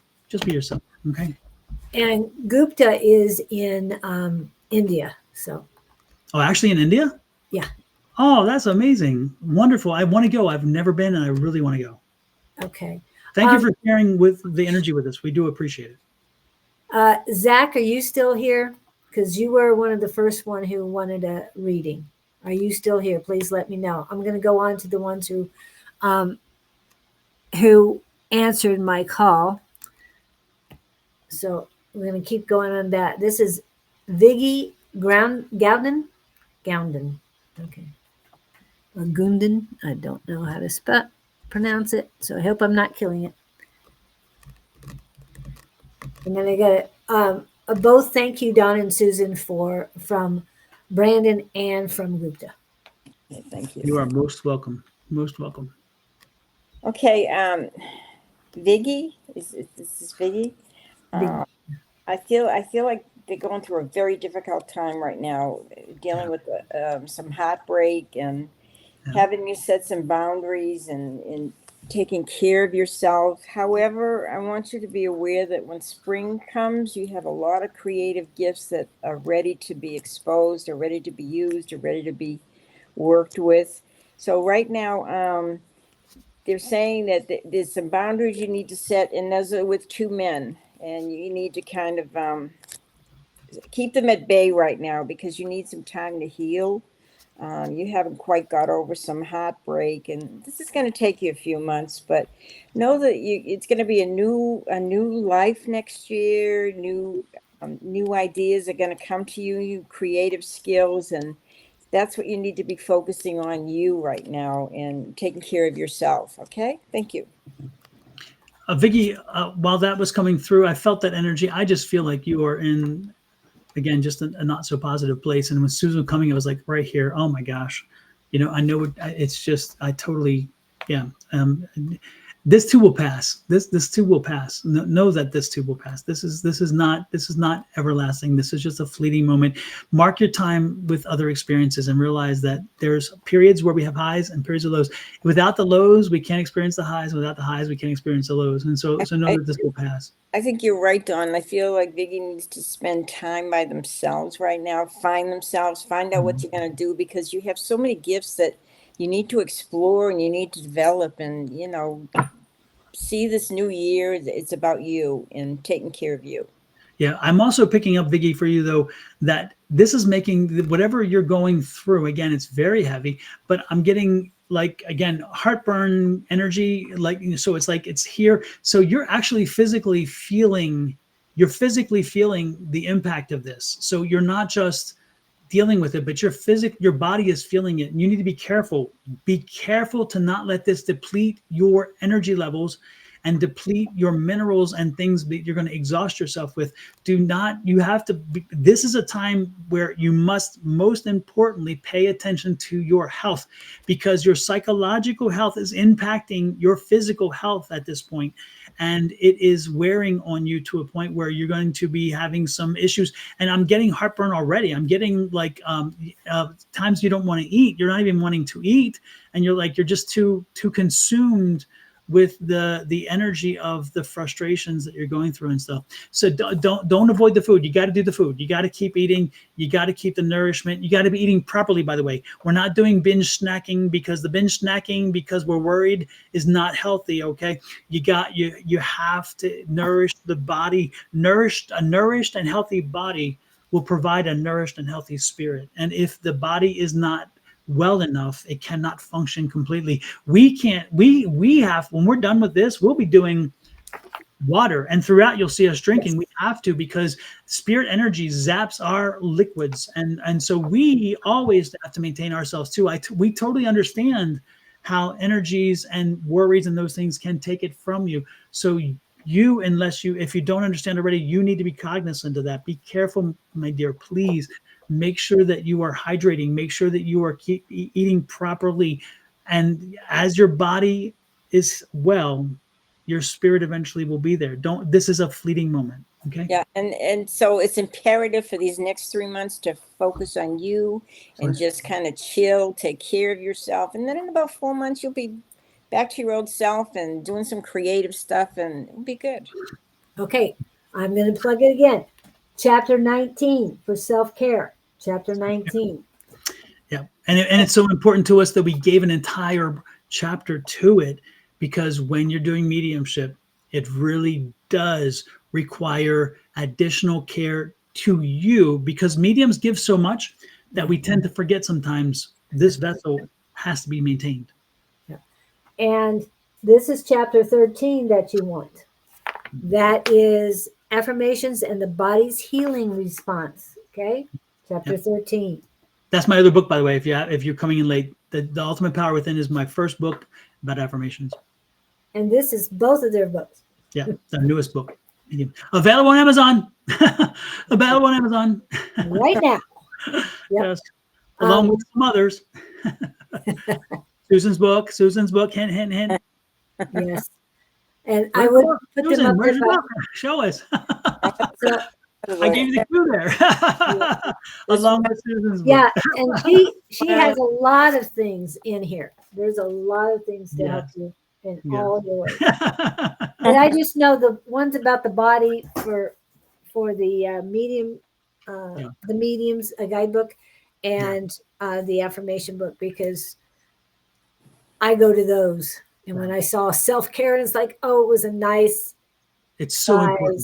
It's so important. Chapter 2. Yeah. And you don't take care of you, you can't take care of everybody else. So. Absolutely. Yeah. And it's interesting. So many mediumship books I read, they don't delve into that. I noticed that, and I was like, wait a minute, how can you not do that? Because you're taking care of everybody else. The whole book is about taking care of everybody else.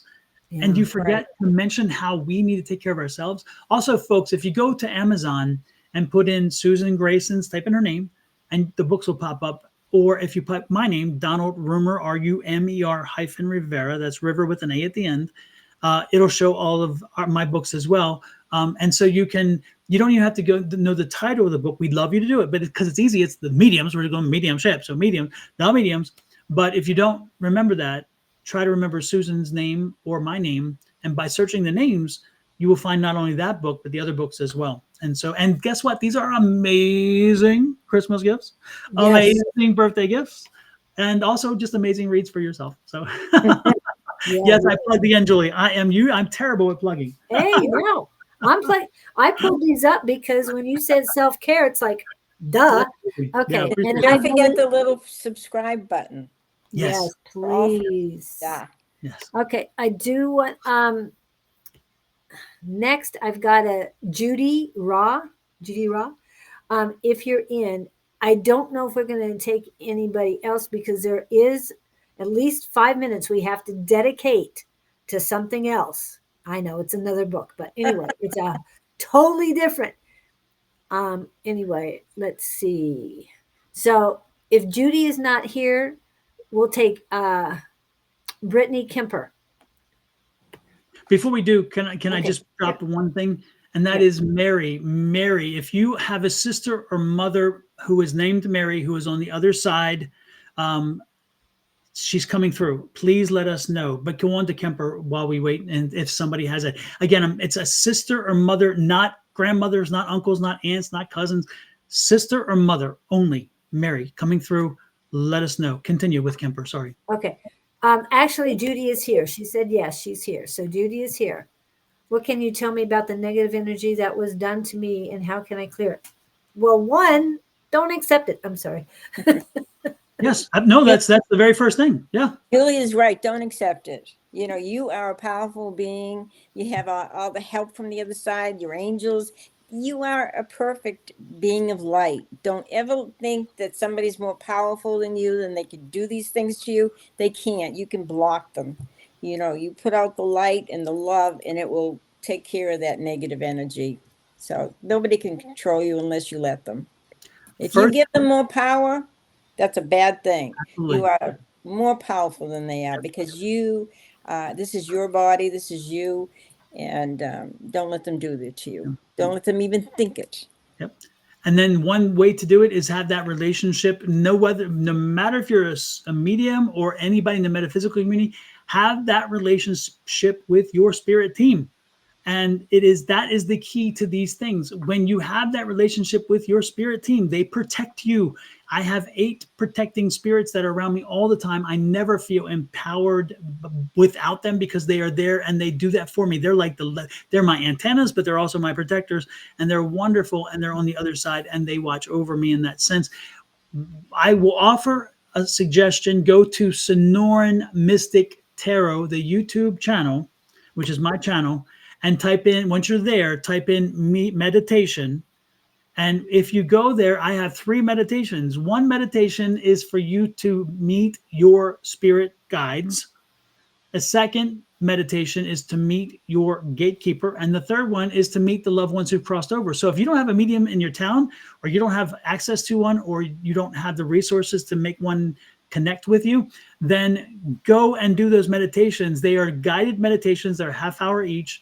It may take you 2 or 3 times to go through them for you to finally feel the full force of them, but they help you.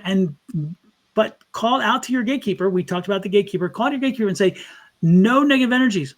Keep them away. And your gatekeeper will do this. They will shut that door completely and say, no, you ain't coming in. And it's like, and if they try to come in, it's the Angie thing again. Look at my face. Don't do it. I'm telling you, don't do it. And just realize your angels are with you all the time. Invite them with you. Go in the car and, have them protect your car. Have them protect your house as you leave it. Exactly. They are with you always. And all you got to do is acknowledge them. Don't ignore them. And let me give you 2 other words of advice. Sage. Smudge your house. Smudge your house and the environment where you live specifically. Maybe after smudging is using sage, lighting it. And we talk about that in the book, by the way. And also in my first book, I talk about that. And in another book that I just wrote, I talk about that because even though it's a fiction book, I talk about how I smake because I'm the character. Point is you smudge your house and you smudge the house and get that energy gone. And also salt across the threshold of your door. make sure those energies are gone, and cinnamon, bringing the abundance in. Do these things that are very, very basic, but they do change the energy in your house, which And you can changes your energy. that salt, and it can just be regular salt. Put Right. Yes. salt Oh, on yeah. the perimeter of your property. Yep. And the sage, that whether it's white sage or whatever, it's a Native American way that they clear the energy. And light a candle now and then, and just see the candles spreading out this beautiful, pure energy. And selenite. Have some selenite around. Selenite. Use everything. Always. Yep. Back to the medium, the inexpensive mediums. Get a hold of one of the three of us, or all three. You can do an email to all three. For Mondays, we are practicing our mediumship. You'll get at least 4 reads right now. So 4 if you readings. get sitter, you Free. can get free readings. Yes. So if But you want get to a hold of volunteer, us. reach out to Julie or one of us. Let us know that you're interested in being a practiced on sitter, because we're training mediums, and we always need people to read for. So reach out to one of us and say, hey, I'd like to volunteer to get read. And for an hour, you'll be read by 4 different groups of mediums. On Mondays. Yeah. On Mondays. So keep that in mind. And I just want to tell you, this is Mountain Standard Time. It would be from 7 to 8. So whatever your time zone is, if that works for you, please get a hold of us. Mm-hmm. We all picked up our selenite. 1, 2, 3. Yeah. Okay. I just want to put that plug in because we need more sitters. So that's good. Oh, volunteer. You'll have to email us. Email one of us at our email addresses, and they're down below our names. When Julie takes the thing off the thing, you'll see them under Susan, mine, and Julie's. Okay. We already have the mediums for this session. We have the mediums that are practicing. We need you as a sitter. So, but on Tuesday night, if you come, you can join that mediumship and psychic group. But we do both medium and psychic on Tuesday, and everybody comes. This is our Tuesday night person. Okay. And she was asking. So you don't have to be a medium yet. You can do that on the other. Yeah, you only have to be a medium if you want to be. Yeah, you choose. But I wanted to plug that in. Also, this is the 3rd of December, and this is still the beginning of the month. The beginning of the month is energy is still here. So the rituals with the salt and the cinnamon are very important. And the sage. And I'm using leftover Morton salt. I haven't used that. I haven't eaten that in at least a decade, but I'm using it for keeping the negative energy out. So and Palo Santo is a very good incense to burn too. That brings in some positive energy. Absolutely. Love it. Yep. And Pam says we can count on her. So we have your email, Pam. We're good. Thank you, Pam. Yep. Thank you. Okay. Wow. That was great. We have 12 minutes. Okay. So Brittany, are you here? You didn't reply on the last one. So Judy, we hope that helped you. I don't think she has replied. No, she hasn't. And yeah, and you're not applying to do it. All you have to do is email us and we'll send you the link. Absolutely. Somebody will send you a link to it. So that's good. And Pam, it's the same link for this month. It's the same link as Tuesday night. So you're good. You have that link. Just get a hold of it ahead of time so we know you're coming. Yep. All right. And usually the people getting read come in the last hour of the event. Yeah.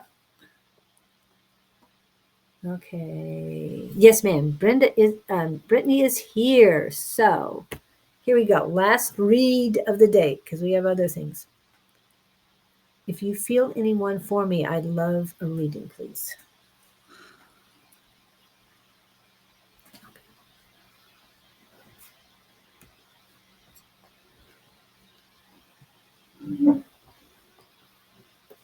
I just have this aunt on the other side that's just kind of yelling and having a good time, and she just wants to be recognized, and she's just asking that you too put more joy into your life, because she lived life to its fullest, and she's just kind of a neat person. Anyway, let me see if there's any quick reading I could do for you, Brittany. Oh wow, you got it's talking about some difficulty with some people, and this may be people you work with, it may be family members, but there's a lot of confrontation going on, there's a lot of drama, and you need to remove yourself from this, because it just really drags you down, it really sucks your energy. So and the rest of the cards are all money cards, so you have a lot of money coming your way, and you need to think about what you want to do with that money, and don't let all these people control you and tell you what to do, and how to spend your money and everything. This is your money, this is your investment, and I want you to do things your way. So is kind of step aside, away from these people that are trying to influence you in every way possible, and think for yourself and do for yourself. Okay. Thank you, Brittany. Brittany, I have two energies coming in, and I'm going to go with one who is strongest at this point first, and then maybe if we have time, I might explore the other one. But this one really came through as soon as you popped up, and so can you tell me? Can you confirm that there is a gentleman who is, he's not showing me exactly where he belongs in your chain, but he's in uniform. And so this is a gentleman who was very proud in uniform. And he's on the other side. He is a family member, and I'm trying to work with him to have him tell me where he fits, and I'll get that hopefully down the road. But again, his clarity is he was known because he was in the military. So that's his big thing. And so do you have a loved one on the other side who was in the military? And he's standing very tall, very proud of his service with the military. I'm getting it. I don't pick up Navy because again, the uniform looks very different. He's showing me more of an Army, Marines. I'm not really getting Air Force necessarily, because again, they have a greenish brown uniform. Yeah, they keep bringing me back to the Navy. I mean, Army Marines. Does this resonate with you? And if not, we can move on. It's all good. It's all good. But as soon as that, he came right in with you, and so I don't know if he was for you, but he is a strong military. He's very proud of his service, and he was known for that. People acknowledged him for that. Yeah, we know there's delays. We understand that, but. And again, folks, if I come through, please as quickly as you can. It would be great. So. Oops, sorry. No, sir. That's what I've got. Okay, so no military dude. Okay, well then. How about the lively aunt on the other side? It's just the aunt. Yeah, no, her and it's interesting. Well, yeah, I was picking her up too, and it's interesting. But wow. He's definitely here. I wonder if he's not if Brittany, then he's Is there anybody else? Yeah, he's he's here. It could be a uniform from a military uniform from another country. Yeah. Oh, see, Eva. Grandfather's in the army. Ava, this was grandfather. So so this is on your father's side. Would this be the grandfather on your father's side? And is he a taller gentleman? Because again, his height is something that he was proud of. And when I say taller, let me be clear with this. Often, and this happens from time to time, you'll have family members who are shorter. They're all, but one is taller than the rest, and so he considers himself tall. You know what I'm saying? This man, but this is a gentleman who again is telling me he was taller. So I don't know if he was taller compared to his brothers or he was taller, period. But he is, again, I'm picking up a father's side. Does this resonate? And so is this the energy, Ava, that is connected to you?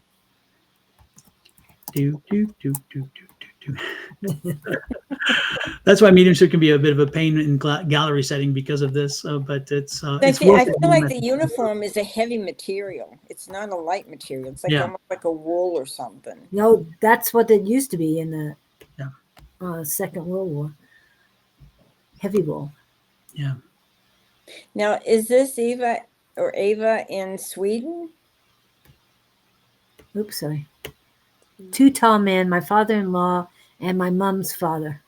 Your father's was Army. Okay, good. That I'm taking up the fathers. Again, your grandfather and your father's side. That's the energy I kept being drawn Well, to. With that. Yeah, she's saying my father-in-law and my mom's father. Mm-hmm. So she's saying mom. So most likely she's in a different country. Mm-hmm.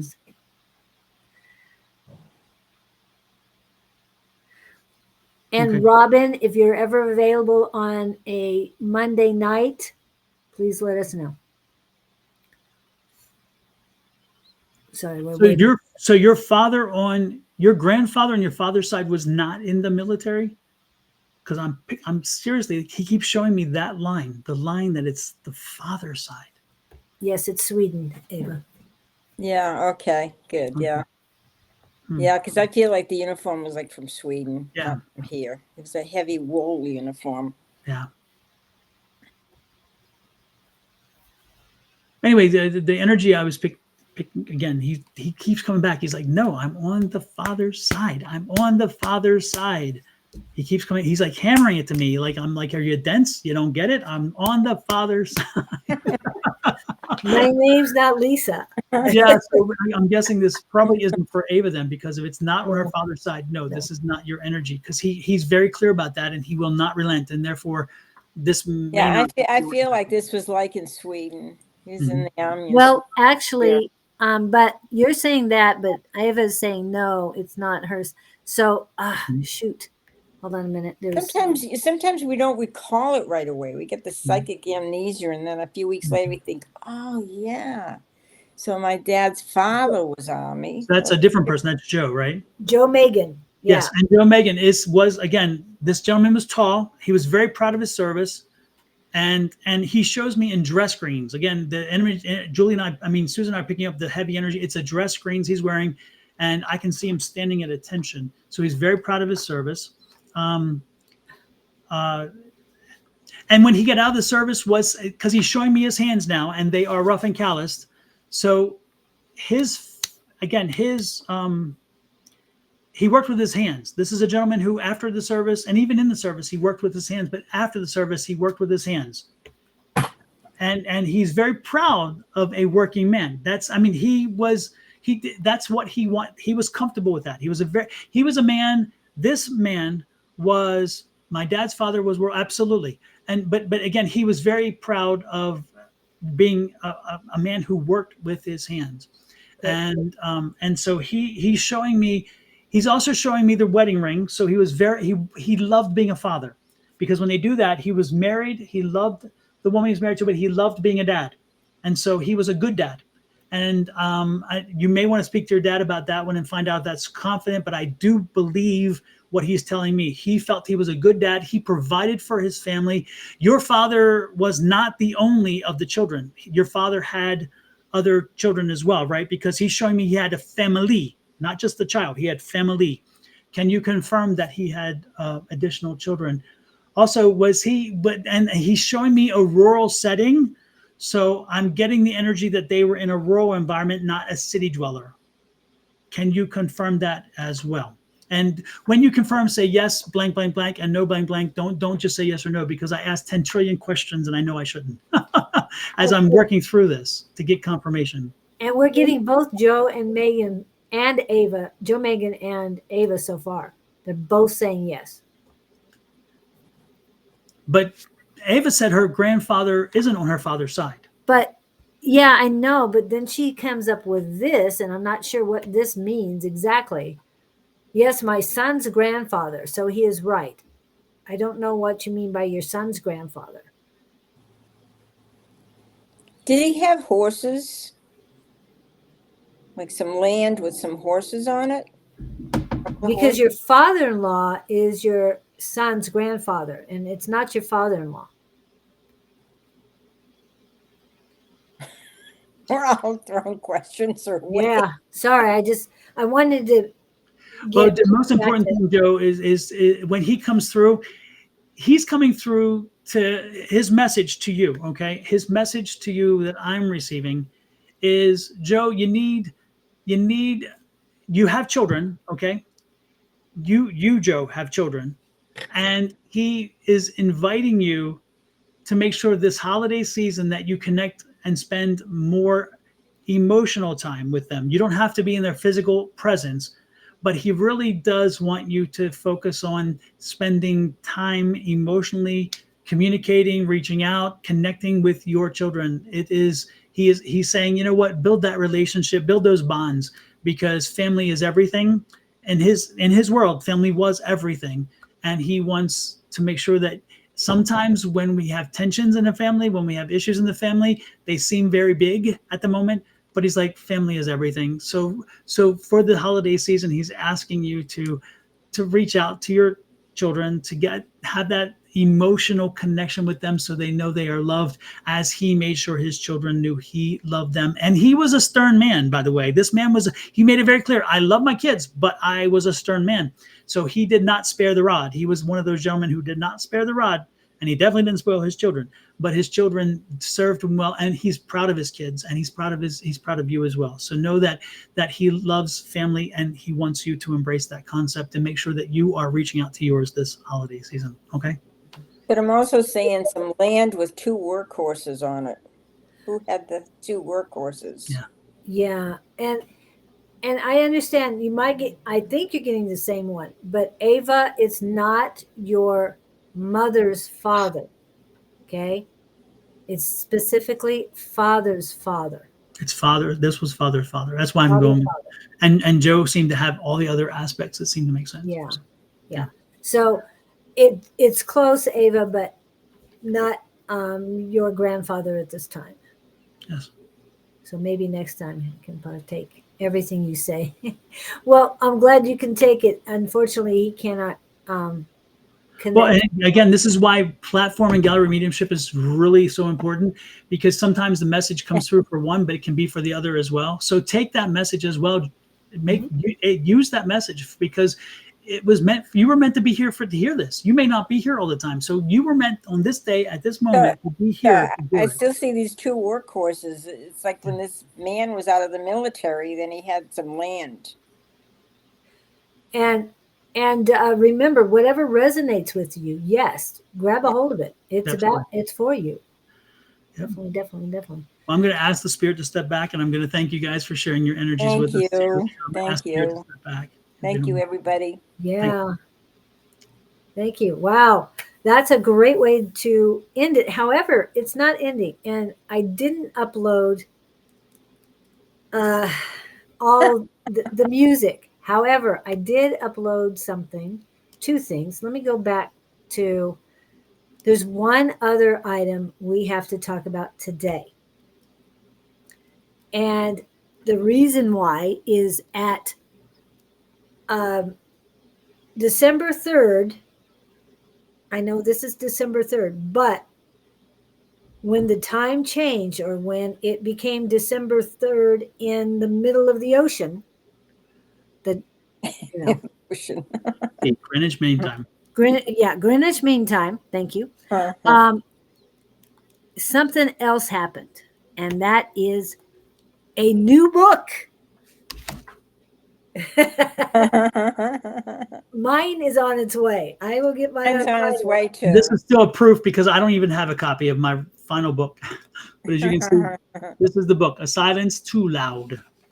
Yes, it's a totally different genre for you, isn't it? Yes. Yeah, this is a fiction. It's a fiction book. It was interesting. I was sleeping comfortably, and as I told you, my gatekeeper allows some spirits in, and one of them is my dear friend who's crossed over, Libby. And Libby came through one night, and she's like, "Hey, you need to write a book. You need to break out. You need to write a fiction book." And she gave me and she gave me so much information. And the next day I set out to write. And it's interesting. I didn't understand why she came through that night. And Julie's like, "This is her birthday." I didn't realize. Julie did the research and found out, oh, it's her birthday. So she came through as a celebration of her birthday. And it's interesting because she helped me put this book together by just giving me information. And then I took that outline and that idea and blended it and merged, because we're in Arizona, so I connected it to a mining town in Arizona, and it connected to her energy. And eventually she became the spirit of the book. That was not her intention. She did not set out to make the book about her. That was when she gave me information, she was helping me to just expand beyond the nonfiction realm into the fiction realm. And so she's like, no, you need, but I'm like, an homage to her for her energy. I'm putting her as the spirit in the book. So this is a psychic medium murder mystery, and it takes place in Jerome, Arizona.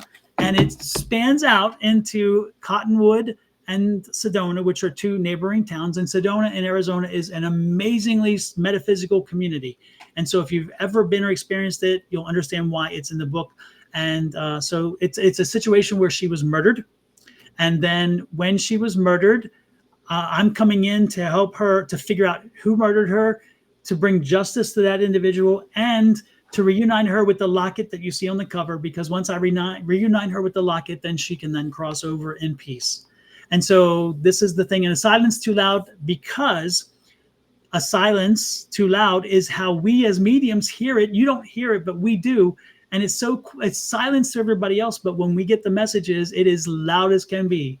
And so that's why that title came to be. The working title was Whispers at the Grand Hotel, but I came up with I'm like, no, it's got to be something more powerful about the mediumship aspect of it, because psychic and mediumship happens in room 23, which come to find out was the year she died, which I didn't understand why she wanted me to be 23. And that was the super important thing. And so this book is fun. It is interesting. It is, I'm biased because I wrote it, but I'm telling you, I just, and I've had one other person read it, and she called me and she's like, I'm mad at you. And I'm like, what did I do? And she's like, I had all these plans for the day, and you gave me this book, and I told you I would read it in 4 days and get back with you. And she said, and I started reading, I couldn't put it down. I had to finish it all the way through. And she said, so I got nothing done. And so it's all your fault. And I'm like, I take that as a badge. Absolutely. So I enjoyed reading my own book when I reread it. And it's funny because when I got the chapter, when I first wrote the book and thought I had finished it, I got to chapter 8 and then started reading. I'm like, oh, I don't like this. I actually got rid of chapters 9 threw them out and put an entirely new ending on, and then had to go back in and modify the beginning of the book to the points where it pointed to the ending differently. And so it was a work in progress and evolutionary, but it's dedicated to Libby. And on the back, one of the back pages, you will see my dedication to Libby, which is wonderful. And this version doesn't have the actual final image, because I think this one is, because I modified it. This one is the one with actual Libby. So it's dedicated to Libby Groves. And I modified it to where you see an image of kind of her, because Libby is a dear friend and a wonderful energetic spirit. And she was practicing the mediumship and those kind of things. And she was such a loving energy. And this is her memorial. This is her memorial, and she will never be forgotten now. She is in stone. So. Yep. And if you saw the cover of this book, the one that I put up, that has her wavy hair. Yes. It was very curly, but that's the best he could do. Yeah, because if I truly did Libby's curly hair, because she had big voluminous curls, and they were natural curls. They were just curls. And she had this red hair. But when I did that, it looked like Sasquatch, the outline. So it did not work. I had to kind of find a happy medium. Available on Amazon as we speak. Again, please check it out. I would truly appreciate it. And and it's only $13.99. It's not extremely expensive. I kept it inexpensive so people could afford it. This is an amazing gift, by the way, for holidays. Wonderful gift. You don't have, and it's not about psychic. It's not all about psychic medium. That's not the point. This is a murder mystery that just happens to be the guy who's solving it is a psychic medium, and connects to the spirit to help him do that. And so that's good. And my dear friend Angie, who I do Wednesday nights with, she's in the book because she helps me go along and solve the mystery. And then Miss Susan over there is also in the book because she's the one who ultimately has the one piece of the puzzle. So I have to go to Sedona to visit Susan to get the piece of the puzzle to finally solve the mystery and bring closure. So I brought my friends in with me. We are not alone. And I just, and this is not going to be the only one, by the way. This is the first book in the series because I'm inspired to do more.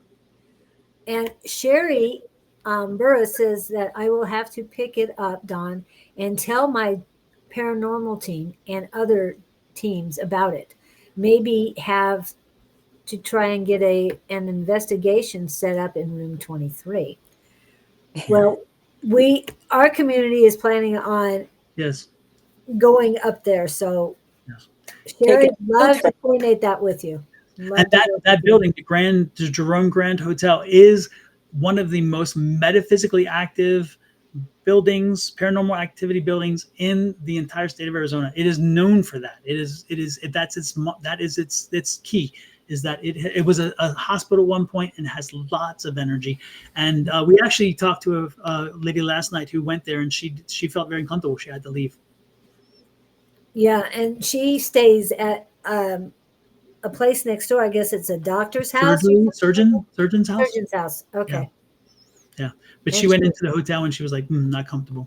So there's activity there. Yeah. And I have been to Bisbee. I don't get the feelings in the big Queen house, whatever. I mean, Queen Hotel. Yeah. I don't get it there, but they do have a bed and breakfast that was a very large house. It was more of a where you rent rooms. It's like an apartment, but not exactly.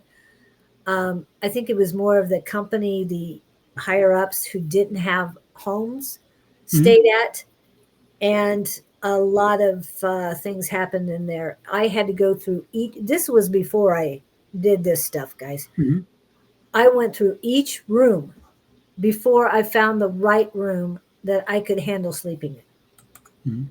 One room, he didn't tell me what had happened in there. I walked in, I turned around and walked out, and I looked at him and I said, "What happened in there?" Murder, suicide. Three passings. So yeah, that was not the room for me. Absolutely. So I'm looking forward to seeing the Grand, and if it was a hospital, I can only imagine what kind of things we can find there. And Julie, do you have the commercial? I don't think I have the commercial for that, unfortunately. I think if you set it to where I can share, I can bring it up here and play. I don't. This isn't Zoom, dude. No, it does share. No, it does share. It does. Show me. Where do I need to go? Down. No, I can share. If I share screen. Oh, okay. Right. So I click on share screen. Let me find the commercial real quick, so y'all can see it. It's the teaser. Yes, I love the commercial. And hi, KK. A lot of people in here, like I said, Sherry Burris. A lot of people were popping in later. Robin Klink is in. Love to see Robin. And yes, our classes are on Tuesday, but Monday we would love to practice our mediumship with you as a sitter, Robin. Okay, here we go, Julie. Let me try this, okay? It works. Tell me it works. Go back here, click on this, and then go to Windows. Here we go. Let me know. And share audio. Yes, share audio. Okay.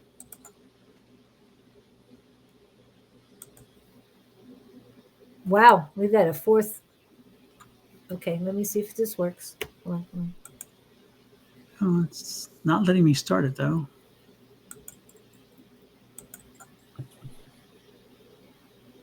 Hold on. Okay. If I can get you guys out of the way. Whoops, wrong one. Oh, go back to my fourth. Okay.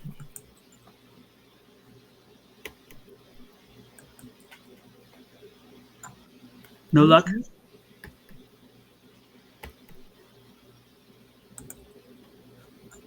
Can you push play? I'm trying to push play. It's not working. The thing, oh, here it goes. Maybe this will work. Yeah. In the abandoned halls of the Jerome Grand Hotel, something never stopped whispering. Libby Groves had a secret, one worth killing for. Buried in an old gold locket lies evidence that could expose a deadly truth. And now, one medium is about to uncover what the living tried to hide and what the dead refuse to forget. Every spirit has a story, but some won't rest until justice is served. A mystery woven in shadows, lies, and the voice of a woman gone too soon. A silence too loud. Probe it. Available now. Wow. Let me get. So that's it. Cool. Just wanted to share that. I hope you guys liked that. That was so cool that we could do that. I love that.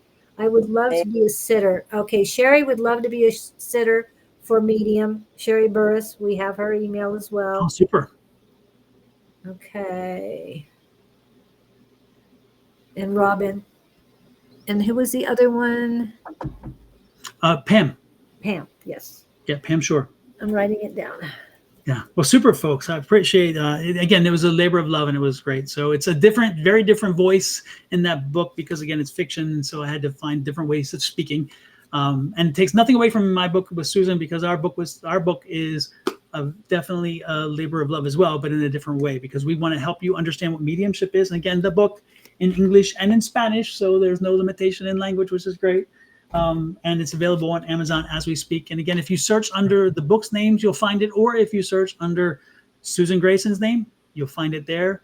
And then if you search under my name, you'll find the books there as well. And you'll find our other books because Susan has another book as well. And then I have a few books. I have one for my grandson. You'll see that there. It's a funny little, and I'll plug it real quick too. Sorry, let me do that. Sorry. There it is. It's Princely and Alphabet Zoo. Got to do that. English or Spanish. English and Spanish, and it's the animals and their things, and then in the Spanish version as well, because we are a bilingual family, so we have all the animals in Spanish as well. So anyway, also available on Amazon. Thank you guys for coming in, everyone. I will be doing reading Saturday on Facebook and YouTube at Right. 10 o'clock Phoenix time. And for those of you who want a mediumship class in the Phoenix area, tomorrow at 7 p.m., right? At Rising Phoenix Church, Spiritual Church, If you're interested in taking the class, yeah. 1522 West Encanto Boulevard, Phoenix. From 7 to 9 p.m. Thursday evening, yeah. And Susan will be the teacher. Let's make it clear. Yes? Yes. So you get to actually be taught by the medium. Yep. Okay. And then again, Saturday, I will be returning on Friday with Scott. Bonnie and Sarah will be Friday evening, which live Friday night happy hour. And that's 5 to 7 Mountain Standard Time. I think it's still that way. And what was the other question? Yes. Oh, yes. Bonnie and Jess. On the 14th of January, Susan will be back. So if you want another reading, she will be reading on the 3rd of January as well. But on the 14th of January, she'll be back. I'm going to interview her, and then she'll be doing readings for an hour. And I'm going to step back and let her just fly with them because she'll get at least 50 done in an hour. I know. Yeah, she's very efficient. Yes.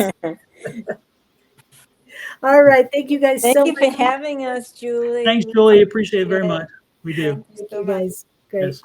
Okay. Hang in there, guys. We'll talk to you later. Thank you again. Thank you guys so very much for being here. Thank you. And if I can get to the right ones, I will be there. Any more books? I don't have my Molten Power Within book. I did not at handy. That's the only one I didn't have ready. Okay. And the other one. Dawn's other there one. It is. There you go.